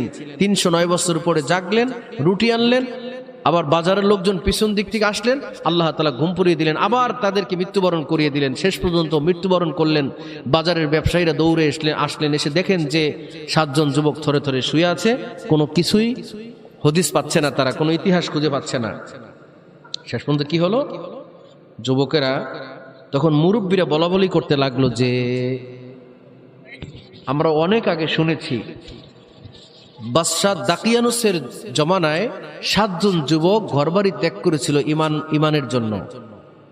এরকম বলাবলি করতে লাগলো। শেষ পর্যন্ত গ্রামের যারা একেবারে বয়োজ্যেষ্ঠ মানুষ, মুরব্বী, তারা বলতে লাগলো ঘটনা ঘটছে এই যে ঘটনা এটাই সত্য যে ইমান নিয়ে সেই দাকিয়ানুসের যুগে 7 জন যুবক পালিয়েছিল, এখন ঈসার যুগ চলে আসছে। সুবহানাল্লাহ বলেন। এখন ইমানদারদের যুগ, এখন ইমানদারদেরকে সরকার ভালোবাসে। অতএব আমার মনে হচ্ছে, ওই মুরব্বীরা বলতে লাগলেন বাজারের, যে আমার মনে হচ্ছে এই যুবকেরা সেই কালে পালিয়ে গিয়েছিল বাদশাহ জালেম দাকিয়ানুস, যাদেরকে বাধ্য করেছিল মূর্তির সামনে মাথা নত করতে। মূর্তির সামনে তারা মাথা নত করে নাই, এক রবের কাছে নত করছে। অতএব আমরাও, ওখানে যারা ভালো মানুষ ছিল তারাও বলল যে আমরাও আজকে থেকে সেই রবের উপর ঈমান আনলাম, যেই রবের উপরে যুবকরা ঈমান আনতে গিয়ে ঘর বাড়ি ছাড়া হয়েছিল। আল্লাহু আকবার। প্রিয় ভাইরা, শেষ পর্যন্ত ওখানে ইহুদি, খ্রিস্টান, এখনো আছে জায়গাটা, আম্মান শহর থেকে 60 কিলোমিটার দূরে। ইহুদি, খ্রিস্টান, হিন্দু, মুসলিম, এখানে 4 ধর্মের জন্য 4টা উপাসনালয় বানানো আছে। মুসলমানরা মসজিদ নির্মাণ করেছে, হিন্দুরা ওখানে মন্দির নির্মাণ করেছে, খ্রিস্টানরা গির্জা নির্মাণ করেছে, ইহুদিরা ওখানে উপাসনালয় নির্মাণ করে যে যার মতো করে ওখানে ইবাদত করে। ওই 7 জন যুবককে আল্লাহ তাআলা ঘুম পাড়িয়ে রেখে আল্লাহ তাআলা বলছেন যে শেষ পর্যন্ত আমি কি করছি? আমি আল্লাহ আম হাসিবতা আন্না আসহাবাল কাহফি আর রকিম, ওই রকিমদের অধিবাসী, ওই আসহাবে কাহফের অধিবাসী, রকিম বলা হয়, আরবিতে রকিম বলা হয় নিম প্লেটকে। আপনার দাদা মারা গিয়েছে অনেক বছর আগে, ওখানে নাম লেখা আব্দুল কাদের মোল্লা, বাবা মৃত্যু আব্দুল সত্তার মোল্লা, মৃত্যু এত সনে, জন্ম এত সনে, ওভাবে লিখে রাখেন না। রকিম শব্দের অর্থ নিম প্লেট। আর একটা অর্থ পেয়েছি আমি তাবারির মধ্যে, সেটা হচ্ছে, সেটাকে বলা হয় সিলগালা করা। সিলগালা কেন করছে? যে ওই 7 জন যুবকের লাশ যাতে করে ইমানদারেরা চিন্তা করলো, যাতে করে কেউ চুরি করে কিংবা নষ্ট হতে না দেওয়া যায়, যেন ষড়যন্ত্র না করে, এই লাশদেরকে নিয়ে শেষ পর্যন্ত কি করলো? রকিম কানু মিন আয়াতিনা আজাবা, নবী কত আশ্চর্যজনক বিষয়, আশ্চর্যজনক বিষয় যে আমি ওই যুবকদেরকে 7 জন যুবকের লাশ এই লোকেরা তারা সিলগালা করে দিল, ওটাকে কবরটাকে গর্তটার মুখটাকে আটকে ওখানে একটা সিলগালা মেরে নিমপেরেট লাগিয়ে দিল, যাতে করে যুগে যুগে ইমানদাররা স্মরণ করে যে যুবকেরা আল্লাহর দিনের জন্য ঘরবাড়ি ছাড়া হয়। ও যুবকেরা, আল্লাহর দিনের জন্য যদি আবার ডাক আসে, দিনের পতাকা উড্ডীন করার জন্য, কালেমার পতাকা উড্ডীন করার জন্য, বৈষম্য মুক্ত বাংলাদেশ গড়ার জন্য, জালেম স্বৈর শাসক মুক্ত বাংলাদেশ গড়ার জন্য যদি ডাক আসে, মূর্তিহীন মূর্তি মুক্ত ভাস্কর্য মুক্ত এদেশ গড়ার জন্য যুবকেরা যদি ডাক আসে, আল্লাহর জমিন আল্লাহর দিন কায়েমের জন্য সবাই রাজি আছি আমরা ইনশাআল্লাহ। আল্লাহ আমাদেরকে কবুল করুন, আমিন। সম্মানিত ভাইরা, আপনারা মুরব্বী মানুষ, সারা দিন কষ্ট করছেন, আমি বুঝি। আমি তো একদিনে হুজুর হই নাই, জি, সারাদিন তো আপনারা কাজ করেন, খেতে খামারে, ধান কাটার সময় এখন, তাই না? সারাদিন পরিশ্রম করছেন, আমি অনেক সময় নিয়েছি আলহামদুলিল্লাহ। এই একটা ঘটনা দিয়ে আজকের মতো তাফসীর শেষ করলাম। আগামী বছর ইনশাআল্লাহ, আল্লাহ যদি হায়াতে বাঁচাই রাখে ইনশাআল্লাহ, ওই বাকি 2টা আবার আগামী বছর। প্রশ্ন করছিল কয়টা? আসহাবে কাহাফ কারা, জুলকরনাইন কে, রূহ কি জিনিস? তা জুলকরনাইন এবং রূহ এটা আমরা আগামী বছর শুনবো ইনশাআল্লাহ।